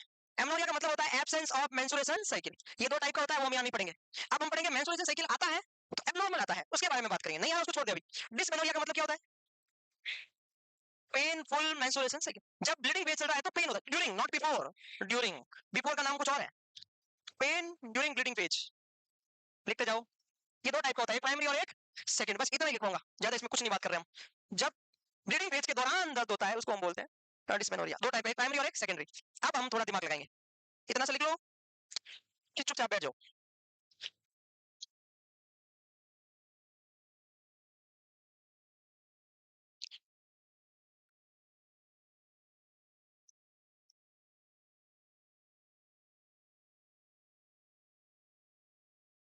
हाँ, सिर्फ इतना ही, डिस्मेनोरिया और उसका पेन ड्यूरिंग ब्लीडिंग फेज। एक प्राइमरी और सेकेंडरी 2 टाइप का होता है, एक होता है प्राइमरी और एक होता है सेकेंडरी। बाकी चीजें समझाएंगे, क्योंकि नहीं तुम खिचड़ी बना तो लोगे, फिर उनमें से राइस और मूंग दाल अलग अलग होगी नहीं तुमसे वापस, फिर मिस्टेक हो जाएगी। चले, अब देखो एक बात बताता हूँ, बात ये है, बात कुछ नहीं, बात सिर्फ ये है कि ये है हाइपरमेनोरिया। आप में से कोई बता सकता है हाइपरमेनोरिया का दूसरा नाम क्या है? Polymenorrhoea, epimenorrhoea, metrorrhagia, metrorrhagia, menorrhagia. क्या है? ना तो मेटोरेजिया है, ना पॉलीमेनोरिया है, ना एपिमेनोरिया है, ओनली मीनोरेजिया है। सुन लो, तो इसका दूसरा नाम है मीनोरेजिया। आप में से कोई बता सकता है हाइपरमेनोरिया की डेफिनेशन? कोई महानुभाव, वो टॉपर को छोड़ के आगे बैठने वाला कुछ बताओ। क्या बोल रहा है, नींद में है? नींद नहीं लिया? हाइपर का मतलब ही ज्यादा होता है, टू डे होगा। हाँ तो फिर मेंस्ट्रुएशन साइकिल के बारे में कहानी पढ़ के आना। हाँ मतलब, चुप रहो चुप रहो, बोलो। हाइपर का मतलब ज्यादा होता है, कम, ज्यादा। इसमें मेंस्ट्रुएशन साइकिल ज्यादा है क्या, साइकिल के अंदर ब्लीडिंग के डेज ज्यादा है? ब्लीडिंग ज्यादा है, मेंस्ट्रुएशन साइकिल के डेज नॉर्मल है। इसमें मेंस्ट्रुएशन साइकिल के डेज की कोई अबनॉर्मलिटी नहीं है, डेज साइकिल 28 दिन का ही रहेगा। याद रखना, हाइपरमेनोरिया में मेंस्ट्रुएशन साइकिल 28 दिन का ही रहेगा। ऐसी कोई भी फीमेल, देखो सुन लो, नॉर्मल साइकिल कितने दिन का होता है कि 28, ब्लीडिंग कितने दिन होता है कि 5, ये नॉर्मल है। अगर कोई भी फीमेल जिसमें साइकिल 28 दिन का ही है, या 27 का, या 26 का है, कोई मतलब 35 से कम कम, ये नॉर्मल है मतलब। लेकिन ब्लीडिंग अगर 7 दिन से ज्यादा है, जब भी पीरियड्स आते हैं उस टाइम ब्लीडिंग मोर देन 7 डेज या मोर देन 80 एम, दोनों का मीनिंग एक ही है। ब्लीडिंग 80 एम से ज्यादा है ड्यूरिंग ब्लीडिंग फेज, या ब्लीडिंग फेज 7 डेज से ज्यादा है, इसका मतलब ये प्रॉब्लम किसकी है? ब्लीडिंग फेज की प्रॉब्लम है, मेंस्ट्रुएशन साइकिल की प्रॉब्लम पूरे की नहीं है। इसीलिए इसको बोलते हैं मीनोरेजिया। मीनोरेजिया, आपको ये बात समझ में आई क्या? अच्छा, लिखना नहीं है, समझ में आई क्या? कल के दिन एग्जाम में क्वेश्चन आ जाए, ऐसी कोई भी फीमेल जिसमें ब्लीडिंग 80 एमएल से ज्यादा होती है पर साइकिल, उसको क्या बोलोगे? मीनोरेजिया। ऐसी कोई भी फीमेल जिसमें ब्लीडिंग फेज 7 दिन से ज्यादा है, उसको भी सेम। तो दोनों साथ में याद रखना है कि ब्लीडिंग फेज ज्यादा या ब्लीडिंग ज्यादा, लेकिन साइकिल नॉर्मल है, साइकिल की लेंथ नॉर्मल, मतलब क्वेश्चन आएगा नहीं, लेंथ के बारे में आपसे बात ही नहीं कर रखा होगा वो, तो समझ जाना किसकी बात चल रही है, हाइपरमेनोरिया। अच्छा, हाइपर का उल्टा क्या होता है? तो हाइपो पढ़ने की जरूरत नहीं है। हाइपो की डेफिनेशन क्या होगी? ब्लीडिंग फेज 2 दिन से कम या 20 एमएल से कम, पूरे साइकिल का कोई लेना देना, जिसमें पूरे साइकिल की कोई बात नहीं कर रखी हो, वो हाइपो और हाइपर है। जिसमें पूरे साइकिल के बारे में कोई डिस्कशन नहीं है क्वेश्चन में, तो जिसमें ब्लीडिंग फेज 2 दिन से कम है, या total ML of the bleeding is less then 20 ML, तब आप क्या बोलोगे? हाइपोमेनो। हाइपो का कोई दूसरा नाम नहीं है, हाइपर का दूसरा नाम है। क्या ये बात समझ में आ गई? अच्छा, एक बात और बताएं आपको, ये है 28 दिन, ये लो। नॉर्मली ब्लीडिंग कितने दिन होती है? 5। ब्लीडिंग कितने दिन? 28 दिन। तो थोड़ी देर से रुक जा, रुक जा, पढ़ना पड़ेगा अभी, ये चीजें पढ़ने से आती है। कोई बात नहीं, राहुल, राहुल थोड़ा इसका आंसर देने लग गया पूरे साइकिल का। राहुल मैं तेरे को अच्छा सवाल पूछूंगा थोड़ी देर से। ये पीरियड होता है, अगर ये 7 दिन से ज्यादा हो जाए तो उसको बोलते हैं मीनोरेजिया या हाइपरमेनोरिया। ऐसी कोई भी फीमेल जिसमें यहाँ पे ब्लीडिंग हो गई, बीच में 2-4 दिन ब्लीडिंग बंद हो गई, बीच में डे 6 से लेके डे 28 तक नॉर्मली ब्लीडिंग होनी चाहिए या नहीं होनी चाहिए, बस इतना बता दो। नहीं होनी चाहिए, वापस साइकिल कब स्टार्ट होगा? 29 को, सही बात है। ऐसी कोई भी फीमेल या ब्लीडिंग हो गई, बंद हो गई थी, या बीच में 2-4-5 दिन या कितने भी दिन बंद हो गई, 28 से पहले पहले बंद हो चुकी है, तो बीच में किसी को ब्लीडिंग हो जाए उसको क्या बोलेंगे? अरे बाप जी धीरे बोलो, क्या बोलेंगे? मेट्रोरेजिया बोलेंगे। क्या बोलेंगे? क्या बोलेंगे? मीनो मेट्रो नहीं बोलेंगे। अगर ये नॉर्मल है, ये एकदम क्या है? नॉर्मल है, bleeding in between periods is called metrorrhagia. Metro का मतलब क्या बोलना है? पीरियड्स के बीच में ब्लीडिंग हो रही है, लेकिन आपको पता चलना चाहिए जिसको ब्लीडिंग हो रही है कि कब मेरा पीरियड्स एंड हुआ, कब स्टार्ट हुआ, ये जरूरी है। अगर पता नहीं चल रहा है तो उसको क्या बोलेंगे? दोनों कर दो, दोनों दोनों मीनो मेट्रोरेजिया। इसको मीनो मेट्रोरेजिया क्यों बोला? क्योंकि अगर ब्लीडिंग 7 दिन से ज्यादा होती तो क्या बोलते हैं? मीनोरेजिया। क्या बोलते हैं? मीनोरेजिया। और ब्लीडिंग 7 दिन से ज्यादा हो रही थी, ये खत्म ही नहीं हुई और ब्लीडिंग स्टार्ट हो गई, हमें पता ही नहीं पीरियड्स कब एंड हुआ, ब्लीडिंग कंटिन्यू हो रही है, वापस नया पीरियड शुरू हो गया, हमें पता ही नहीं चला। Abnormal irregular acyclic whole month bleeding is called menometrorrhagia. तो तीन याद रखना, what is menorrhagia? More than 7 day bleeding. What is metrorrhagia? Bleeding between periods. Menometrorrhagia in whole month bleeding, unable to find out कि periods आया गया है, कब नहीं, कुछ भी नहीं पता। प्योर एबनॉर्मल इररेगुलर एसाइक्लिक हो जाए, तीनों वर्ड आ जाए, एबनॉर्मल इररेगुलर एसाइक्लिक, तब बोलोगे उसको मीनोमेट्रोरेजिया, दोनों नाम देना है। क्या समझ में आ गया? इतना क्लियर है? इसका मतलब आपका ये क्लियर है और आपका ये क्लियर है, दोनों क्लियर है। आपका मेट्रोरेजिया भी क्लियर हो गया, मीनोमेट्रोरेजिया भी क्लियर हो गया। अब बचा क्या? पॉली और ओलिगो। पॉली और, दोनों याद मत करो, कर लो, या पॉली कर लो या ओलिगो। अगर कोई भी फीमेल, इसमें तो डाउट ही नहीं है, पॉली का मतलब क्या होता है? ज्यादा या कम? ज्यादा। पॉली का मतलब क्या होता है? इसमें ज्यादा क्या है? साइकिल ज्यादा है। एक साल में 13 मेंस्ट्रुएशन साइकिल आते हैं, कितने आते हैं? अगर किसी फीमेल में मेंस्ट्रुएशन साइकिल बढ़ जाए, ब्लीडिंग की बात नहीं कर रहा हूं, मेंस्ट्रुएशन साइकिल बढ़ जाए, तो साइकिल कब बढ़ेंगे? तो साइकिल छोटा हो जाए, साइकिल बड़ा हो जाए, साइकिल छोटा हो जाए। तो ऐसी कोई भी फीमेल जिसमें मेंस्ट्रुएशन साइकिल 21 डेज से छोटा हो जाए, पूरी साइकिल की बात चल रही है, ऐसी कोई भी फीमेल जिसमें menstruation cycle less than 21 days, तो पूरे साल में ज्यादा ही आएंगे, ऑफ कोर्स सी बात है। अगर 28 डेज आ रहा तो 13 आ रहे थे, अब 15 17 18 20 आ सकते हैं। कुल मिला के ऐसी कोई भी फीमेल जिसमें menstruation cycle is less than 21 days is called epimenorrhoea. Epi मतलब बार-बार, पॉली मतलब बार-बार आ रहा है, पूरी साइकिल की बात चल रही है, यहां ब्लीडिंग फेज का कोई लेना देना नहीं है। क्या समझ में आ गई बात? इसका उल्टा करो, पॉली को, ऐसी कोई भी फीमेल जिसमें पीरियड बहुत लेट आते हैं, more than 35 days cycle, menstruation cycle more than 35 days, तो सीधी सी बात है 12 महीने में 8 9 10 ही होंगे। हो गया, समझ में आ गया? तो पॉली और ओलिगो में कोई डाउट ही नहीं है किसी को। भाई पॉली और ओली का दूसरा नाम एपी है, पॉली और ओलिगो में तो किसी को कोई डाउट नहीं है, 1% भी डाउट नहीं है। तो आपको क्या करना है, इसको छोड़ दो, मैं लास्ट में लिखूंगा, पहले लिखो पॉलीमेनोरिया, जल्दी लिखो, पॉली या एपी लिख दो, लेस देन 21 डे साइकिल, खत्म।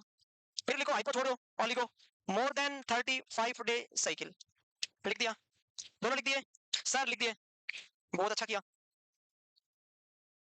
डाउट थोड़ी है, अरे सिंपल है, क्या डाउट इसमें? साइकिल कम आ रहा है तो ओलिगो, साइकिल ज्यादा है तो पॉली, ब्लीडिंग रेट ज्यादा हो रही है तो हाइपोमेनोरिया, ब्लड फेज कम हो रहा है हाइपोमेनोरिया, फिर उसके बीच में ब्लीडिंग आई तो मेट्रोरेजिया, पूरे में ब्लीडिंग होते हैं मेनोमेट्रोरेजिया। इतना तो है।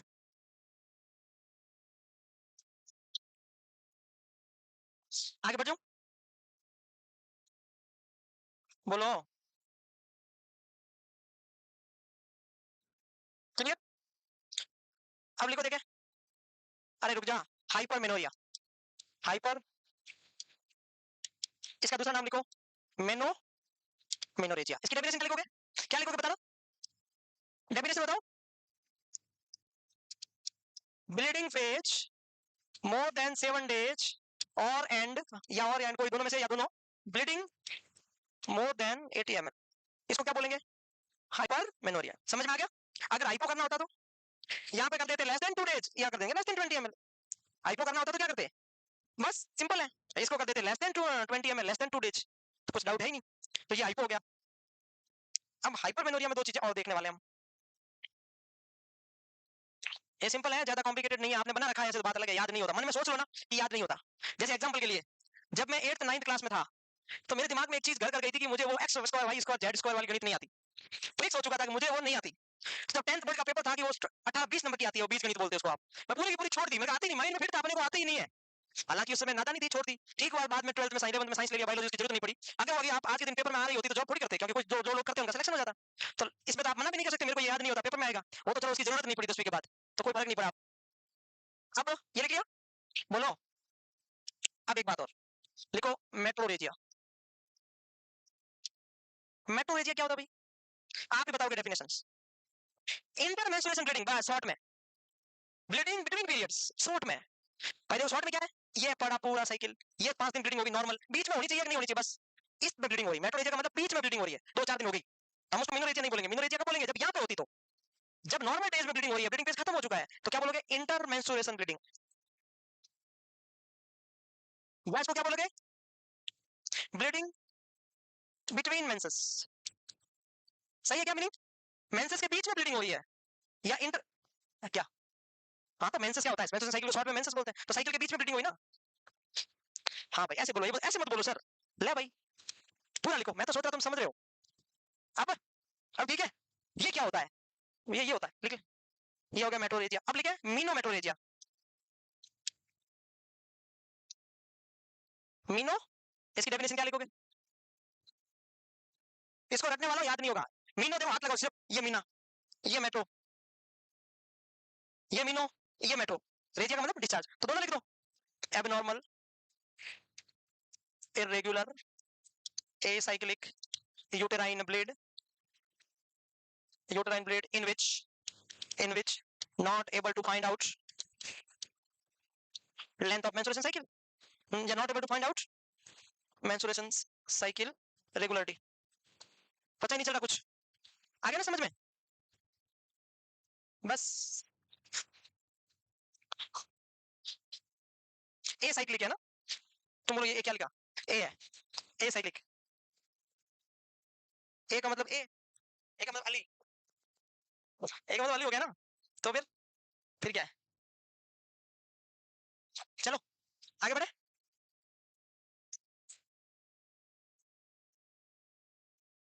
बढ़े क्या, यहाँ पे स्पीकर है, ये ढोल है ढोल, सबको समझ में आ गया इतना? अब छोटा सा सवाल, दो दो बच गए, दो, ये टॉपिक खत्म होता है मेंस्ट्रुएशन साइकिल का, मिटा दो, कुछ लोगों ने लिखा नहीं है, मिटा दो। पीएमएस, पीएमएस क्या होता है?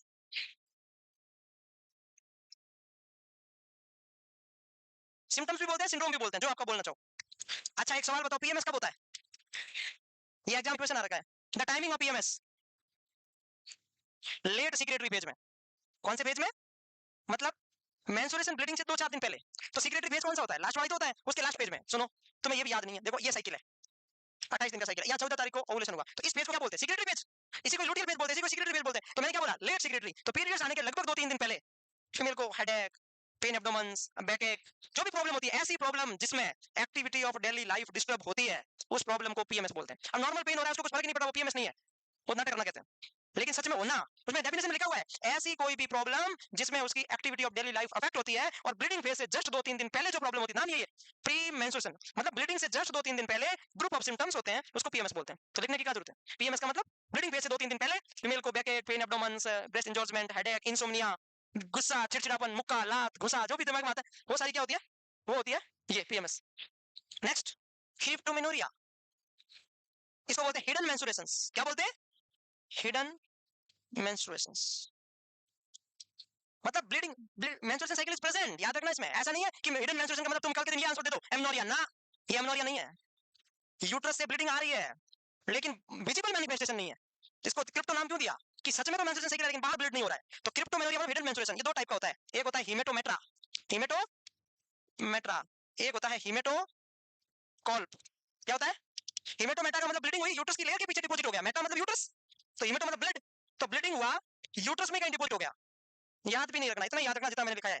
ब्लीडिंग आई, कोई वजह का कोई हो गया होगा, या तो कोई ट्यूमर हो गया होगा, किसी कारण से ब्लीडिंग बाहर नहीं आ रही है, तो उसकी लेयर के अंदर डिपॉजिट हो गया ब्लड, तो हीमेटोकॉल्प, कॉल्प मतलब वैसे ही ना, बस सिंपल, कुछ लिखवाऊंगा ही नहीं।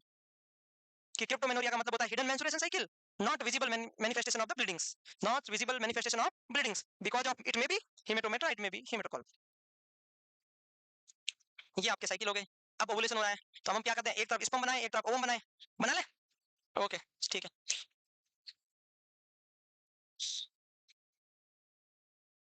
आगे बढ़े, बढ़ जाओ आगे, लिख भी लिया, थैंक यू। टॉपिक का नाम है fundamental of reproductions, fundamental of reproduction. देखो एक बात सुनो, इसमें सीधा सा बात है, इसमें हम पढ़ेंगे गैमेटोजेनेसिस, पहले सुनोगे तो समझ में आएगा। हम इसमें पढ़ने वाले हैं गैमेटोजेनेसिस। गैमेटोजेनेसिस का मतलब होता है स्पर्मेटोजेनेसिस, और गैमेट किसको बोलते हैं, स्पर्म और ओवम दोनों को। तो दो बात, एक होता है स्पर्मेटोजेनेसिस और दूसरा oogenesis।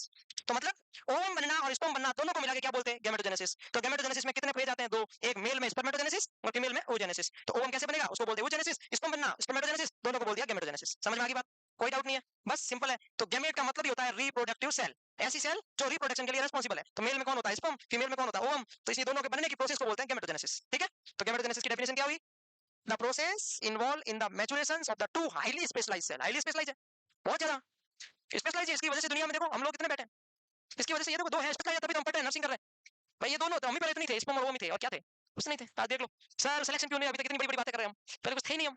तो sperm in the male, ovum in the female is called gametogenesis. देखो फिर कोई एक हेडिंग लगा लो जो आपको अच्छी लगे पहले।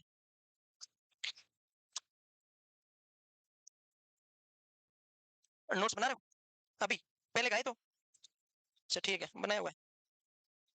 हाँ सर, आप नोट्स बना रहे हो? आपके बनाए हुए? ये कॉपी आपकी नहीं है, किसकी है? बताओ। नहीं है, मैं गारंटी के साथ बोल रहा हूँ। कॉपी किसकी है?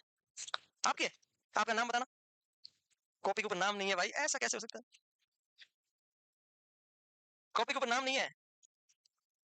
और ये हैंडराइटिंग लड़के की नहीं है, पहली बात तो ये। और लड़कियां जो मोड़ मोड़ के लिखती है ना, वो पता चल जाता है। मैं गारंटी के साथ बोल रहा हूँ, अगर ये हैंडराइटिंग लड़के की हो ना, मैं पढ़ाना छोड़ सकता हूँ। है? ये लाइन लिखो वापस। ये लाइन लिखो सेम ये लाइन है ना, इस नीचे लिखो। रुको रुको रुको, अरे नहीं है पक्का, खत्म नहीं हो सकती।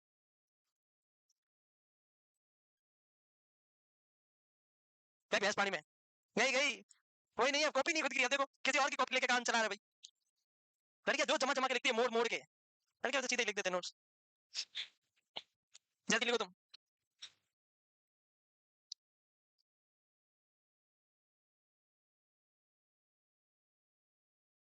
इधर लाओ, इधर इतने देर क्या कर रहे थे? हैं?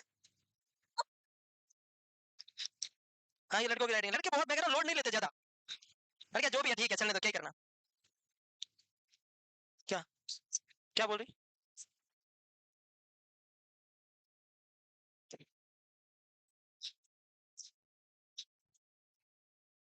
हाँ चुप रहो। हाँ बोलो बोलो। ओवुलेशन तो हो गया ना पहले। 28 डे का साइकिल है, 14 डे पे ओवुलेशन हो गया, तो 14 से लेके नेक्स्ट 28 डे के साइकिल को लूटियल फेज बोलते हैं। तो ओवुलेशन से लेके नेक्स्ट साइकिल तक के पेज को क्या बोलेंगे आपके हिसाब से? पोस्ट ओवुलेटरी बोलेंगे ना? नहीं नहीं, ऐसे लिखा हुआ है, डे 14 से स्टार्ट होता है, उसमें ऐसे लिखा हुआ है begin with post ovulation. Ovulation से वो स्टार्ट होता है luteal phase. Secretary phase uterus में होता है, लूटियल फेज ओवरी में होता है, बस इतना ही फर्क है, बाकी दोनों सेम है। लिख लिया सबने? लिख लिया? हाँ हाँ कोई नहीं। ये देखो कॉपी भर दिया अंडर, हेडिंग से कॉपी भर दिया इन्होंने। और लगती है इधर पूरी ओबीसी लिख ले। पहले लिखेंगे अपन ओ जेनेसिस। कौन सा जेनेसिस? ओ जेनेसिस। देखो ओ जेनेसिस का मतलब सिर्फ इतना सा है, चुप रहो, पता कुछ है नहीं ना, ऐसे पंचायत कर रहे हैं। जब कोई भी गर्ल बेबी यूट्रस में होती है, तब उसमें सबसे ज्यादा ओवम बनते हैं। जब वो 20 वीक की होती है, खुद जन्म से पहले, मतलब नहीं गर्ल बेबी, तब उसमें खूब इमेच्योर ओवम बनते हैं। फिर धीरे धीरे वो जन्म ले लेती है, एट बर्थ थोड़े ओवम कम बनते हैं। फिर वो प्यूबर्टी में आती है, फिर और थोड़े कम हो जाते हैं, फिर वो मेच्योर हो जाती है। इसको बोलते हैं चाइल्ड बियरिंग एज। पहले जो भी ओवम बनते हैं सबको प्राइमरी ओसाइट बोलते हैं। क्या बोलते हैं? तो एग्जाम में अगर कल के दिन क्वेश्चन आ जाए, प्राइमरी ओसाइट क्या होता है? Immature ovum. तो प्यूबर्टी तक जितने भी ओवम होते हैं वो कैसे होते हैं? इमेच्योर होते हैं। और चाइल्ड बियरिंग एज में जो ओवम रिलीज होता है वो कौन सा होता है? मेच्योर होता है। मेच्योर को सेकेंडरी ओसाइट बोलते हैं। क्या बोलते जी? Secondary oocyte. तो कल के दिन एग्जाम में क्वेश्चन आ जाए कि मेच्योर ओवम सेकेंडरी ओसाइट है या प्राइमरी ओसाइट है? सेकेंडरी ओसाइट है। तो अब सेकेंडरी ओसाइट पूरी जिंदगी में कितने रिलीज होंगे? पूरी जिंदगी में 400। पूरी लाइफ में, एक फीमेल की पूरी लाइफ में 400। हाँ 10 20 50 100 ऊपर नीचे हो सकता है, मतलब अप्रोक्सीमेट 400। कैसे? एक मेंस्ट्रुएशन साइकिल में कितना? एक। तो एक साल में कितने मेंस्ट्रुएशन साइकिल? 13। पूरी जिंदगी में कितने साल मेंस्ट्रुएशन आता है? 30 साल अप्रोक्सीमेट भाई, 15 से लेकर 45 तक। तो किसी में 30 ईयर, किसी में 32, किसी में 33, किसी में 29, जो भी है। तो कितना? एक मेंस्ट्रुएशन साइकिल में एक। एक साल में 13 मेंस्ट्रुएशन साइकिल, और पूरे साल में पूरी जिंदगी में लगभग 30 साल मेंस्ट्रुएशन साइकिल आता है। तो अप्रोक्सीमेट 400 मैच्योर ओवम रिलीज होते हैं। ये बहुत इंपॉर्टेंट है कि एक फीमेल पूरी जिंदगी में कितने मैच्योर सेकेंडरी ओसाइट रिलीज करती है। 400। बनते कितने हैं? बहुत सारे, लाखों में, करोड़ों में, या मिलियन में पढ़ोगे तुम, फिर लाख में आएगा, फिर हजार में आएगा, फिर जाके कहीं जाके एक मेंस्ट्रुएशन साइकिल में एक आएगा। तो क्या है देखो पढ़ो। प्रिमिटिव जर्म सेल, मतलब हम बात कर रहे हैं ओवरी से, यॉर्क से थर्ड वीक से धीरे धीरे बढ़ना शुरू होता है, माइटोटिक डिवीजन होता है। नंबर ऑफ ऊजीनिया, ऊजीनिया मतलब प्राइमरी ओसाइट, इमेच्योर ओवम को ऊजीनिया बोलते हैं। नंबर ऑफ इमेच्योर ओवम लगभग लगभग 20 वीक तक 7 मिलियन होते हैं। कितने होते हैं जी? फिर उसका जन्म हो जाता है। जन्म होते होते कितने रहते हैं? 2 मिलियन का मतलब 20 लाख। 1 मिलियन में कितने लाख होते हैं? पता है ना, 10 लाख। फिर वो प्यूबर्टी में आ जाती है, तो लगभग लगभग कितने? 4 लाख। कितने जी? तो प्यूबर्टी में 4 लाख। फिर उसके बाद में ये मैच्योर होगी। तो तीनों याद रखना है। जब वो 20 वीक में होती है 7 मिलियन, जब उसका जन्म हो जाता है 2 मिलियन, जब वो प्यूबर्टी में जाती है 4 लाख, जब वो मैच्योर हो जाती है हर मेंस्ट्रुएशन साइकिल में एक, एक साल में 13, पूरी जिंदगी में 400। समझ में आया क्या? समझ में आया क्या? ओके। लिख लो। लिखो देखिए, सिंपल है एकदम। अपने फ्लो चार्ट के अकॉर्डिंग भी लिख सकते हो, एक तरफ आप एज लिख लो और एक तरफ ओम लिख दो, तो भी आपको याद इजी हो सकता है, जैसा आपको सुटेबल लगे। बस।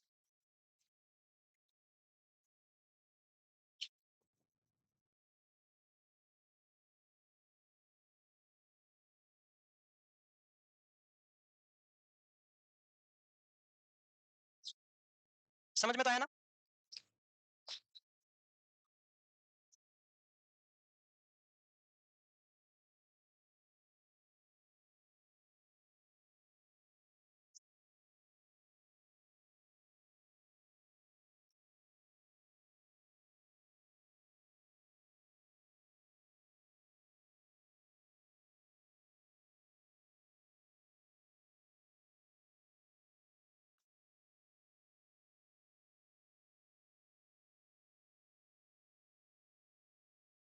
लड़कों की सबसे खास बात क्या है पता है? देखो जिसका भी सिलेक्शन हुआ है बेचारे सीधे सीधे खड़े हैं, जैसे कोई आधार कार्ड का फोटो खंचवा रहे हैं। तो आप देख लो किसी भी लड़के का फोटो एकदम सीधे खड़े हैं, ना तो कोई तिरछे खड़े हैं, ना उनको पता है कुछ बेचारे चुपचाप ऐसे आए। लड़के देखो आप सबको देखो, आप चाहे कहीं से स्टार्ट करो, कोई ऐसे कोई ऐसे देखो आप सबको, लड़के बेचारे कितने भोले हैं।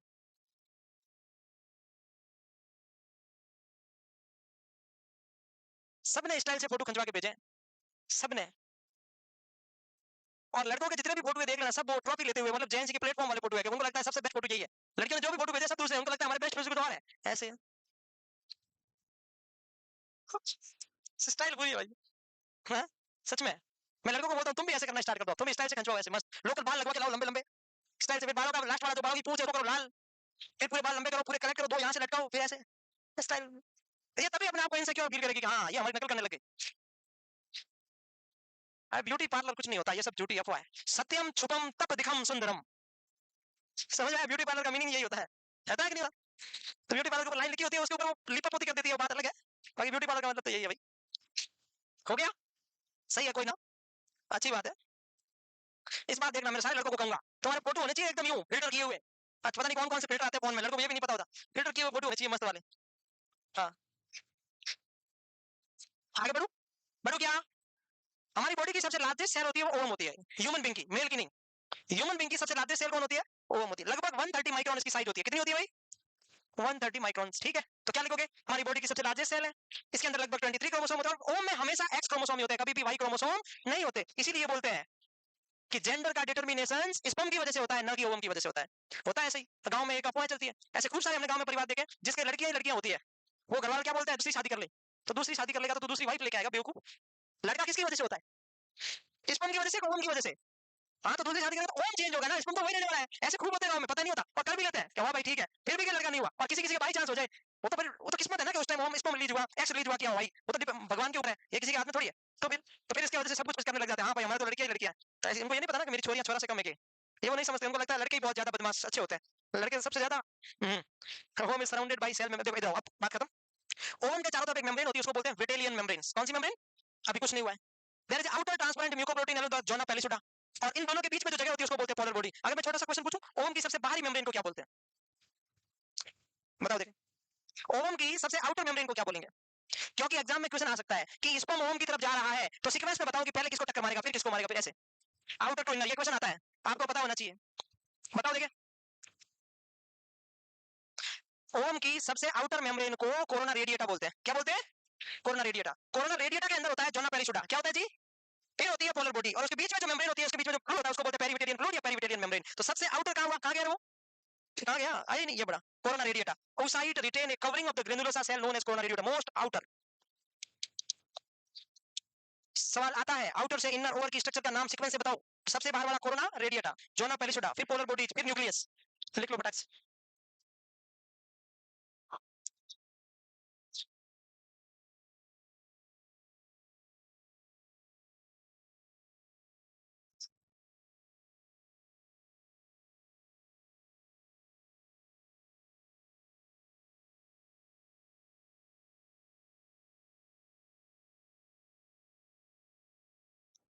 सॉरी,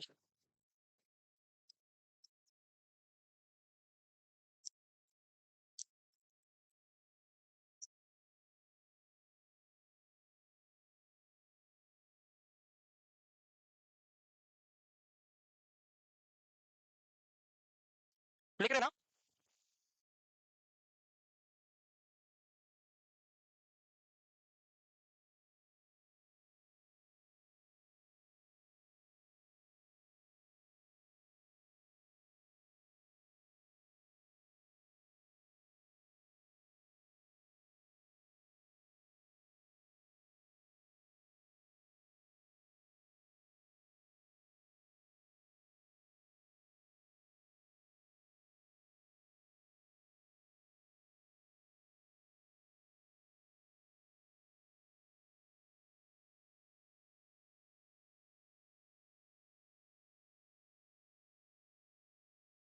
हो गया।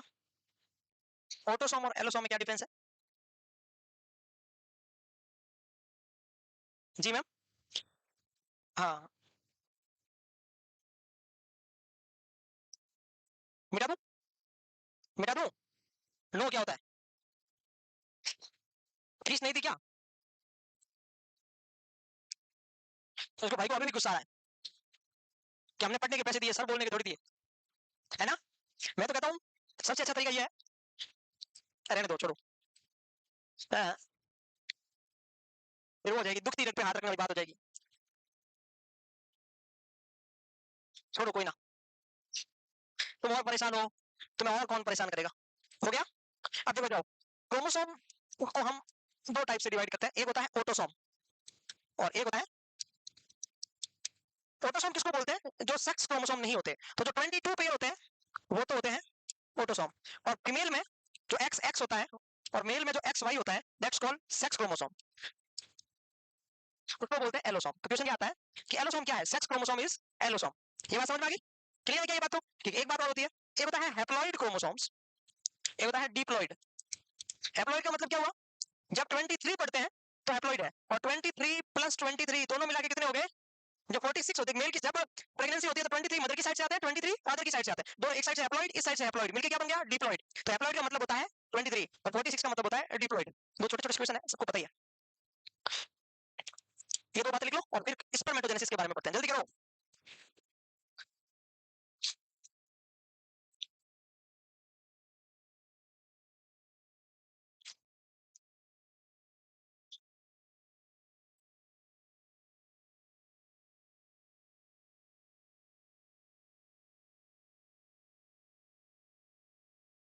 हो गया?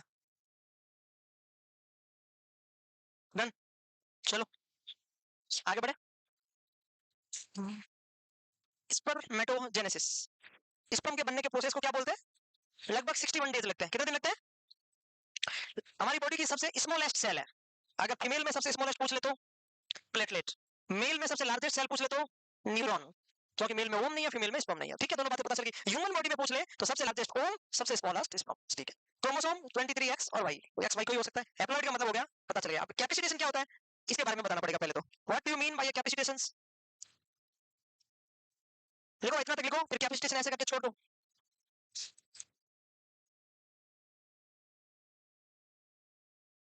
मिट गया? अरे रुको, अरे देख रहा हूँ भाई, रुक जा, रुक जा। सही है। हेलो। हाँ, वही ना बात। हाँ, कोई बताएगा कैपेसिटेशन क्या होता है? कौन बताएगा? Capacity to penetrate the ovum, ovum को पेनिट्रेट करने की कैपेसिटी को कैपेसिटेशन बोलते हैं। कितना टाइम लगता है? 48 आवर बहुत हो जाएगा भाई। 2 hour to 6 hour, 2 to 6 hours, कितना टाइम लगता है? तो लिखो, पहले डेफिनेशन लिख दो।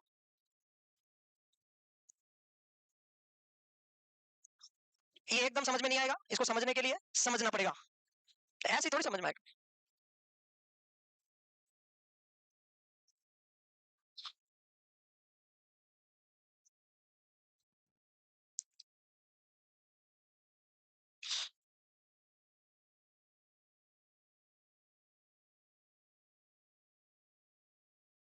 डन।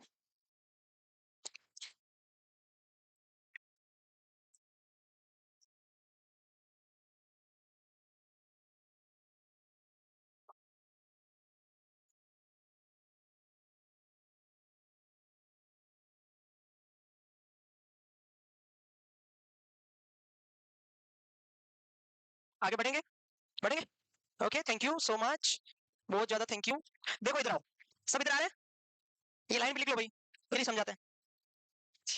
किस लाइन में एक लाल कलर का रखा है, इट्स वेरी इंपॉर्टेंट, बहुत ज्यादा इंपॉर्टेंट है। लास्ट क्लास थी, नॉट सेट से पहले हमने बताया कि अगर बाई चांस स्पर्म में से कोई क्वेश्चन आता है तो या तो आएगा इसमें कौन सा कार्बोहाइड्रेट पाया जाता है, इसमें कौन सा एंजाइम पाया जाता है, और इसका एक टेस्ट करते हैं स्पेशली, उस टेस्ट का नाम क्या है। ये तीनों में से एक क्वेश्चन आएगा और तीनों में से एक आया, याद आया होगा किसी को नॉट सेट में?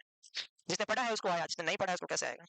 कि अगर इस टॉपिक में से क्वेश्चन आएगा तो ये आएगा, ऐसे बताया था। तो हमें कोई माता जी आए थे क्या?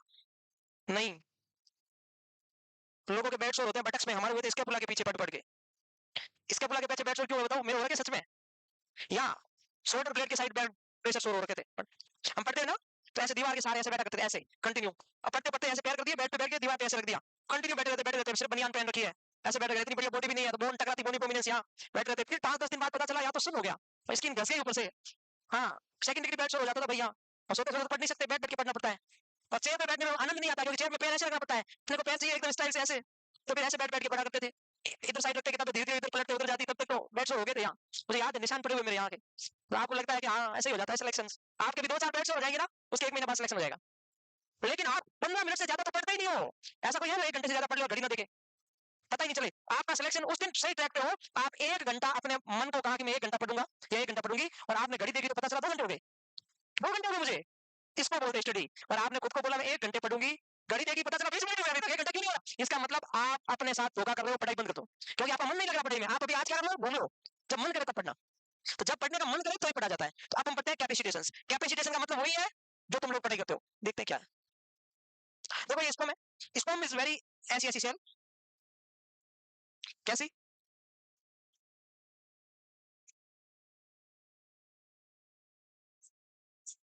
ऐसी सेल है, हाँ सच में ऐसी है। ये इसकी पूंछ है, पूंछ को क्या बोलते हैं, टेल। ये बीच वाला पार्ट है, मिडिल पीस, इसमें एटीपी बनती है, एनर्जी माइटोकॉन्ड्रिया होता है इसमें। ये इसकी एक्रोसोमल कैप है, क्या है, इसमें एक एंजाइम होता है, इसको बोलते हैं हाइलिनी यूरिडेज एंजाइम। कौन सा एंजाइम, हाइलिनी यूरिडेज। ये एग्जाम में क्वेश्चन आता है कि स्पर्म में कौन सा एंजाइम होता है, हाइलिनी। इसके अंदर कार्बोहाइड्रेट होता है, फ्रक्टोज। कौन सा कार्बोहाइड्रेट होता है, क्वेश्चन आ सकता है, स्पर्म में कौन सा कार्बोहाइड्रेट होता है, ये ठीक है। अब सिमाइनल फ्लूइड में, स्पर्म सेल है और सिमाइनल फ्लूइड का मतलब फ्लूइड है, इसके अंदर स्पर्म नंबर में होते हैं। सिमाइनल फ्लूइड, इसकी हम पीएच निकाले तो अल्कलाइन होती है कि एसिडिक, मोर देन 7 होता है, क्वेश्चन आ जाए सीमेन का पीएच मोर देन 7, एल्कलाइन पीएच होता है, उसके अंदर स्पर्म सेल रहती है, ये उसका माइटोकॉन्ड्रिया, ये एक्रोसोमल कैप है, इसके अंदर कार्बोहाइड्रेट पाया जाता है। लेकिन कैपेसिटेशन क्या है, कैपेसिटेशन का मतलब कुछ अलग है। कैपेसिटेशन का मतलब क्या है, ये इतना बड़ा ओवम, इतना सा स्पर्म, इतना बड़ा ओवम, स्पर्म की वो कैपेसिटी जो ओवम को तोड़ के अंदर घुस जाए, उसको बोलते हैं capacity. Capacity of the sperm to penetrate the covering of ovum is called capacitations। अब इसलिए होता कैसे है, ये तो बेसिक बात है, जो सबको पता है, ये आप मेल रिप्रोडक्टिव सिस्टम में वापस पढ़ोगे अच्छे से, है तो शॉर्ट में बता दिया, वहां पे स्पर्म सेल वगैरह वैसे ही पढ़ाएंगे आप, तो ये आपको समझ में आ चुका। अब बेसिक बात क्या है कि अपन कैपेसिटेशन के बारे में पढ़ लेते हैं। बस इसमें 2 बातें याद रखना, कौन सा एंजाइम पाया जाता है, कौन सा कार्बोहाइड्रेट पाया जाता है, स्पर्म कितने होने चाहिए 1 ml में, क्या होने चाहिए, वो हम पढ़ेंगे गायनिक में सब, तो जब हम इनफर्टिलिटी का डायग्नोसिस पढ़ेंगे उस टाइम पढ़ेंगे। कैपेसिटेशन का मतलब होता है,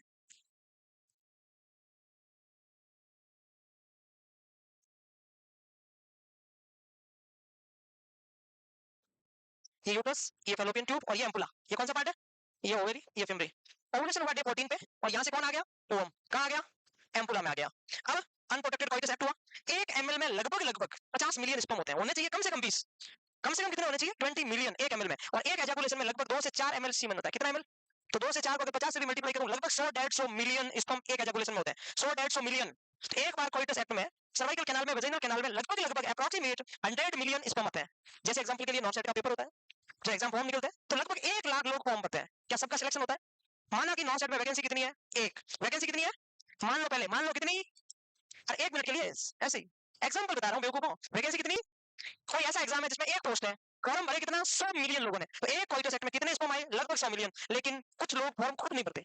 अब ऐसे कुछ स्पर्म ऐसे हैं जो पहले मरे हुए हैं, स्पर्म सबकी मॉर्फोलॉजी, सबकी मोटिलिटी, सबकी वाइटलिटी नॉर्मल कभी नहीं होती, more than 50% sperm is already dead, मरे हुए होते हैं, तो 100 मिलियन में से आधे से ज्यादा तो उसी टाइम, जिस टाइम कोइटस एक्ट हुआ, वजना की पीएच एसिडिक होती है, उसकी वजह से मर गए, आधे तो उसी ने दम तोड़ दिया कि हम आगे फ्यूचर जनरेशन में कोई पार्टिसिपेट नहीं कर सकते, गए तुरंत गए ऑन स्पॉट, कुछ रास्ते में चलते चलते चले गए, कुछ यूट्रस में जाने से पहले मर गए। कुल मिला के बात यह है, 100 मिलियन में से 400 टू 500 स्पर्म कहां पहुंचेंगे, यहाँ फैलोपियन ट्यूब में कितने पहुंचेंगे, 100 मिलियन में से 400 टू 500, अगर अनप्रोटेक्टेड कोइटस एक्ट होता है ड्यूरिंग ओवुलेशन, कितने पहुंचेंगे, 400 टू 500, कितने मिनट में पहुंचेंगे, एजाकुलेशन के 10 मिनट बाद, कितने मिनट बाद फैलोपियन ट्यूब में पहुंच जाते हैं, कितने मिनट में पहुंच जाते हैं, 10 मिनट बाद, कितने पहुंचते हैं, 400 टू 500 पहुंच जाते हैं। फिर ये बैठा स्पर्म वापस से, ये स्पर्म बैठा, ओवम बैठा, सॉरी, एकदम ये 130 माइक्रोन का, बढ़िया। अब ये चारों तरफ सीधे डालते हैं, वैकेंसी कितनी, एक। अब 400 के 400 प्योर प्री क्वालीफाई है, मेंस क्वालीफाई है, अब क्या चल रहा है, इंटरव्यू।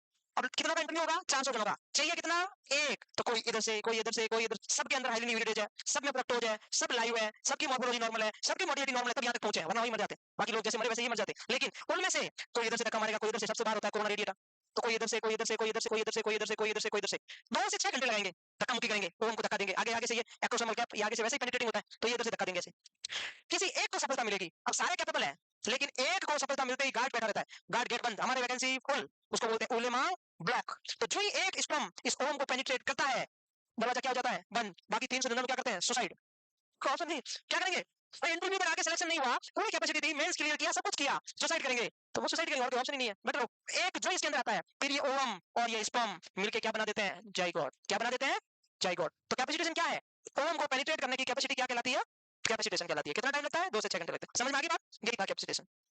चलो भाई ठीक है, लगभग कितना दिन लगता है स्पर्म को बनने में, 61 डेज लगते हैं। कितना दिन लगता है, 61। लिख लो आप जल्दी से।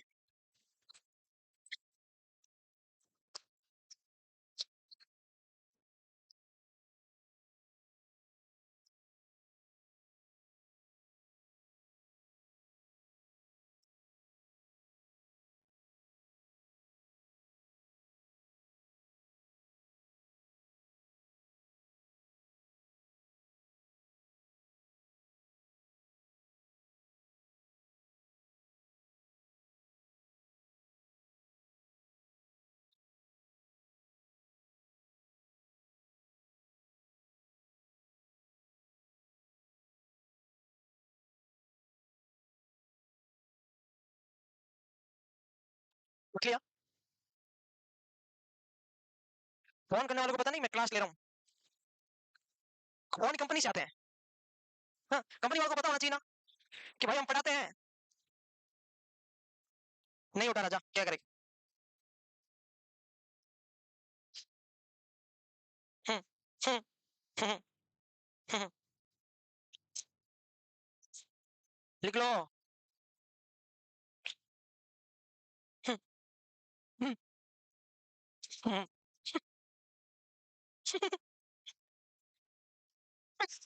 हाँ, करो और क्या करो तुम। बेवकूफ कहीं के, हाँ हाँ तो कर नहीं। वाह बहुत बढ़िया, ये अंदर के दर्द बाहर निकल रहा है, समझ पा रहा हूँ मैं। जबरदस्ती हंसने वाली होता है ना, कि हम उससे दिल लगा के दिन रात रोते हैं, तकिए से पूछो हाल, उसे कितना भिगोते हैं। ओ वाह, तो लिखो लिखो जल्दी लिखो ना, हो गया ना, ओके चलो आगे बढ़ो। ओवुलेशंस, अब हम नेक्स्ट पढ़ने वाले हैं ओवुलेशंस के बारे में। ओवुलेशन का मतलब क्या होता है भाई, मैच्योर होम का रिलीज होना। कब होता है, मैच्योरिंग साइकिल के जस्ट बीच में, उस दौरान कभी कभी पेन होता है, उसको क्या बोलते हैं, मीगल साइन। क्या बोलते हैं, सिंपल है, एक ऐसा प्रोसेस जिसमें मैच्योर ओवम रिलीज होता है ग्रेवियन फॉलिकल से, ठीक है, लगभग नेक्स्ट पीरियड से 14 दिन पहले, और एलएच की वजह से होता है, और ओवुलेशन से जस्ट पहले एलएच पीक पे होता है। ये सारी की सारी तीनों बातें लिख लो, तीनों आपको पता है कि ओवुलेशन का मतलब क्या है, मैच्योर ओवम का रिलीज होना, पहली बात। दूसरी बात, कौन करवाता है, एलएच, उस दौरान एलएच कितना होता है, पीक पे होता है, ओवुलेशन से जस्ट 1 डे बिफोर। तीनों बातें आपको पता है।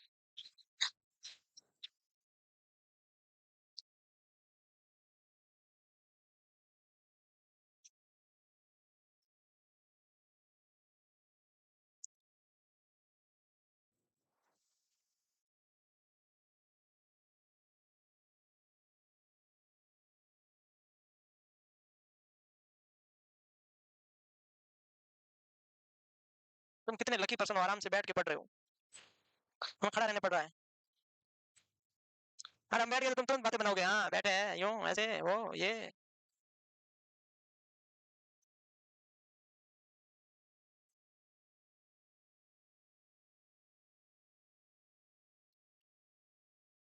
अच्छा ओवुलेशन में और फर्टिलाइजेशन में क्या डिफरेंस है, सेम ही है, सेम है, अलग अलग है, इतना बता दो। अरे भाई उसको तो पता है अलग अलग है, यहाँ से आगे वाले से भी तो पूछो ना, ये बैठे यहाँ पर, एक एक अलग अलग है राहुल। अलग अलग कैसे हुआ, ये कैसे अलग, बता कुछ भी बोल देता अलग अलग, कैसे अलग अलग कैसे, बता एक ही तो है? बता, अब ठीक है बराबर हूँ आपके एकदम, बता ना एक एक अलग अलग है, कैसे करा, बता अलग अलग बता, कैसे अलग अलग, अगर कॉन्सेप्ट समझ में आ गया तो आंसर आ जाएगा। हाँ उसको उसको फर्टिलाइजेशन बोलते हैं। हाँ वेरी गुड, फर्टिलाइजेशन बिना स्पर्म के नहीं होता, ओवुलेशन में किसी की गर्ज नहीं है। ओवुलेशन का मतलब है मैच्योर होम का रिलीज होना, समझ में आ गई। हाँ ठीक है, मैच्योर समझ में आ गया आप। तो पहले ओवुलेशन होता है, पहले फर्टिलाइजेशन होता है, बस वेरी गुड। मेरे को ये बात पता नहीं थी जब मैंने कंपटीशन की तैयारी शुरू की थी, तो सच कह रहा हूँ, सोच लो कितना गैप बीता हूँ, फिर भी आप बोल रहे हो कि हमारा सिलेक्शन होगा कि नहीं होगा। जिसको ये नहीं पता था कि पहले फर्टिलाइजेशन होता है पहले ओवुलेशन होता है, ये नहीं पता था, अब सोच लो आप, आपसे ज्यादा गया गुजरा हूँ, तो आपका क्यों नहीं होगा, होगा, इंटरेस्टेड होने चाहिए आप। आगे बढ़ो। इन तीनों का मीनिंग एक ही है, इसमें कुछ भी फर्क नहीं है, जो पहले लाइन लिखी थी उसको घुमा के लिख दिया।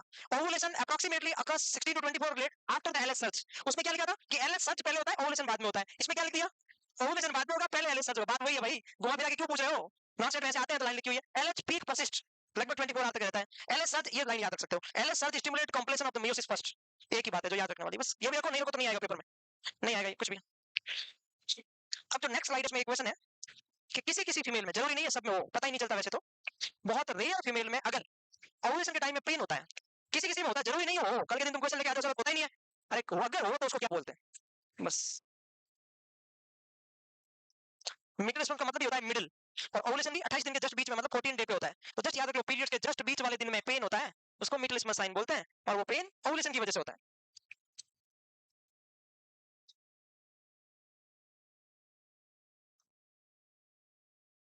सही है, सही बात है, गलत बात है? कि सुना था तुम्हारे शहर में वफा मिलती है, सुना था तुम्हारे शहर में वफा मिलती है, दिल लगाने की दुआ मिलती है, यही सोच कर हम आए थे तुम्हारे शहर, मगर यहाँ तो दिल लगाने की सजा मिलती है, यहाँ पर लिखे। तुम पीछे वाले वाह वाह करोगे पहले ही, इसलिए कह रहा हूँ, लिखो इधर। है वाह, लिखो। क्या एक और? अच्छा। हम्म, तुमने पैसे दिए पढ़ने के, शायरी का पैसे नहीं दिए, उसका फीस अलग है, 1 लाख रुपए फीस है उसकी, उस वो बहुत महंगी चीज है, सस्ते में नहीं आई। क्या बोल रहे हो? हो गया? रहने दो, रहने दो ना। तो भाई बात यही है, पैसे लगते हैं, सारी बहुत महंगी अनमोल है, पर वर्ड बहुत भारी होते हैं। मिडिल स्पेस का मतलब होता है मिडिल पेन, पीरियड्स के बीच में याद रखने के लिए मिडिल लिखा है, बाकी आप याद मत रखो, चाहे पेन ड्यूरिंग ओवुलेशन, बस इतना याद रखना है, ये तो आपको याद रहे, क्योंकि ओवुलेशन कब होता है, 14 डे पहले और 14 डे आफ्टर, तो बीच में।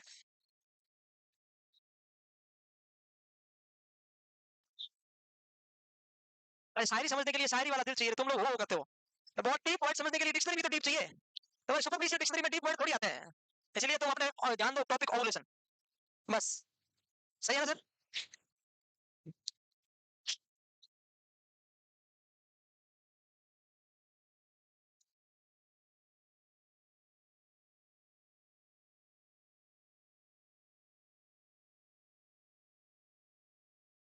इन लाइनों का मीनिंग तो समझ में आ गया ना? occurs midway through a menstruation cycle about 14 day before your expected next period, आने वाले पीरियड से 14 दिन पहले, तो ओवुलेशन तभी होता है, सीधी बात है।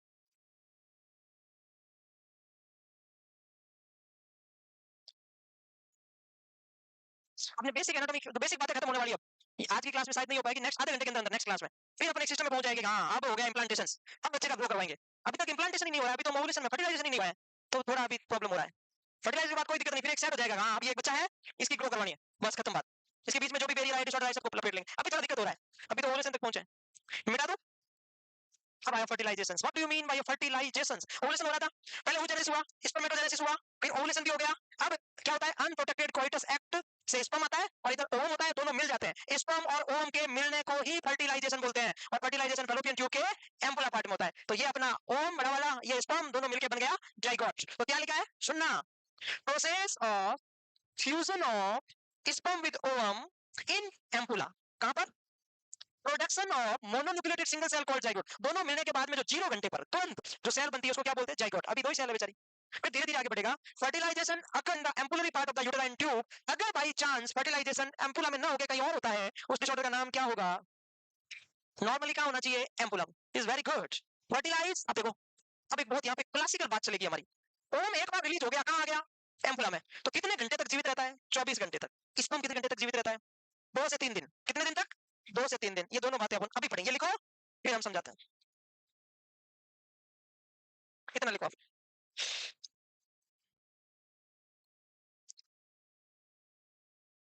रोजाना फटाके क्यों फूटते हैं, रोजाना जो उधर भी ऐसे ही,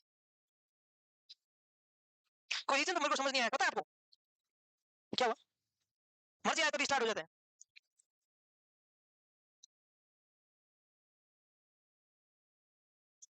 कोई रीजन तो होना चाहिए ना फटाकों का,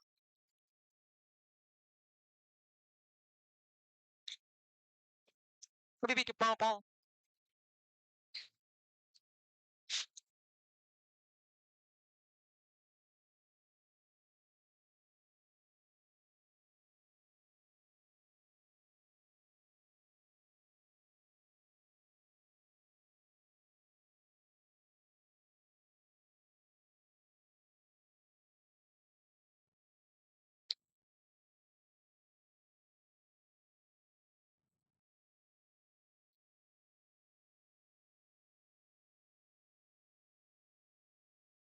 लिख लिया।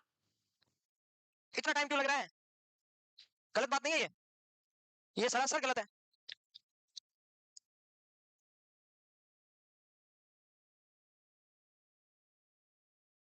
ये लास्ट वन लाइन मत लिखना है ना। अब क्या sir? There is no sir. क्या बोला? मैम? बेवकूफ। बेवकूफ। अब कुछ सर्वर नहीं, अब तो सीधा 5 बज गई है। आगे बढ़ू? तालियां बजाने से कुछ होता ना?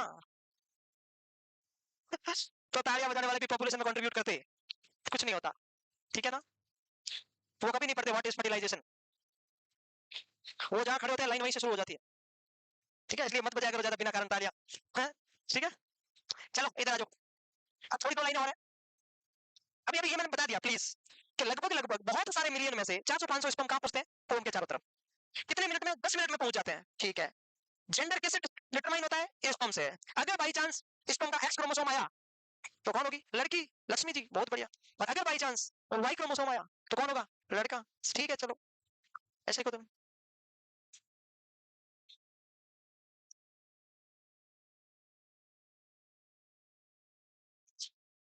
इसके आगे हम कल पढ़ाएंगे, है ना? कल ही पढ़ाएंगे ना? इसे पहले पढ़ाओगे तो तुम है ना बुरा मान जाओगे।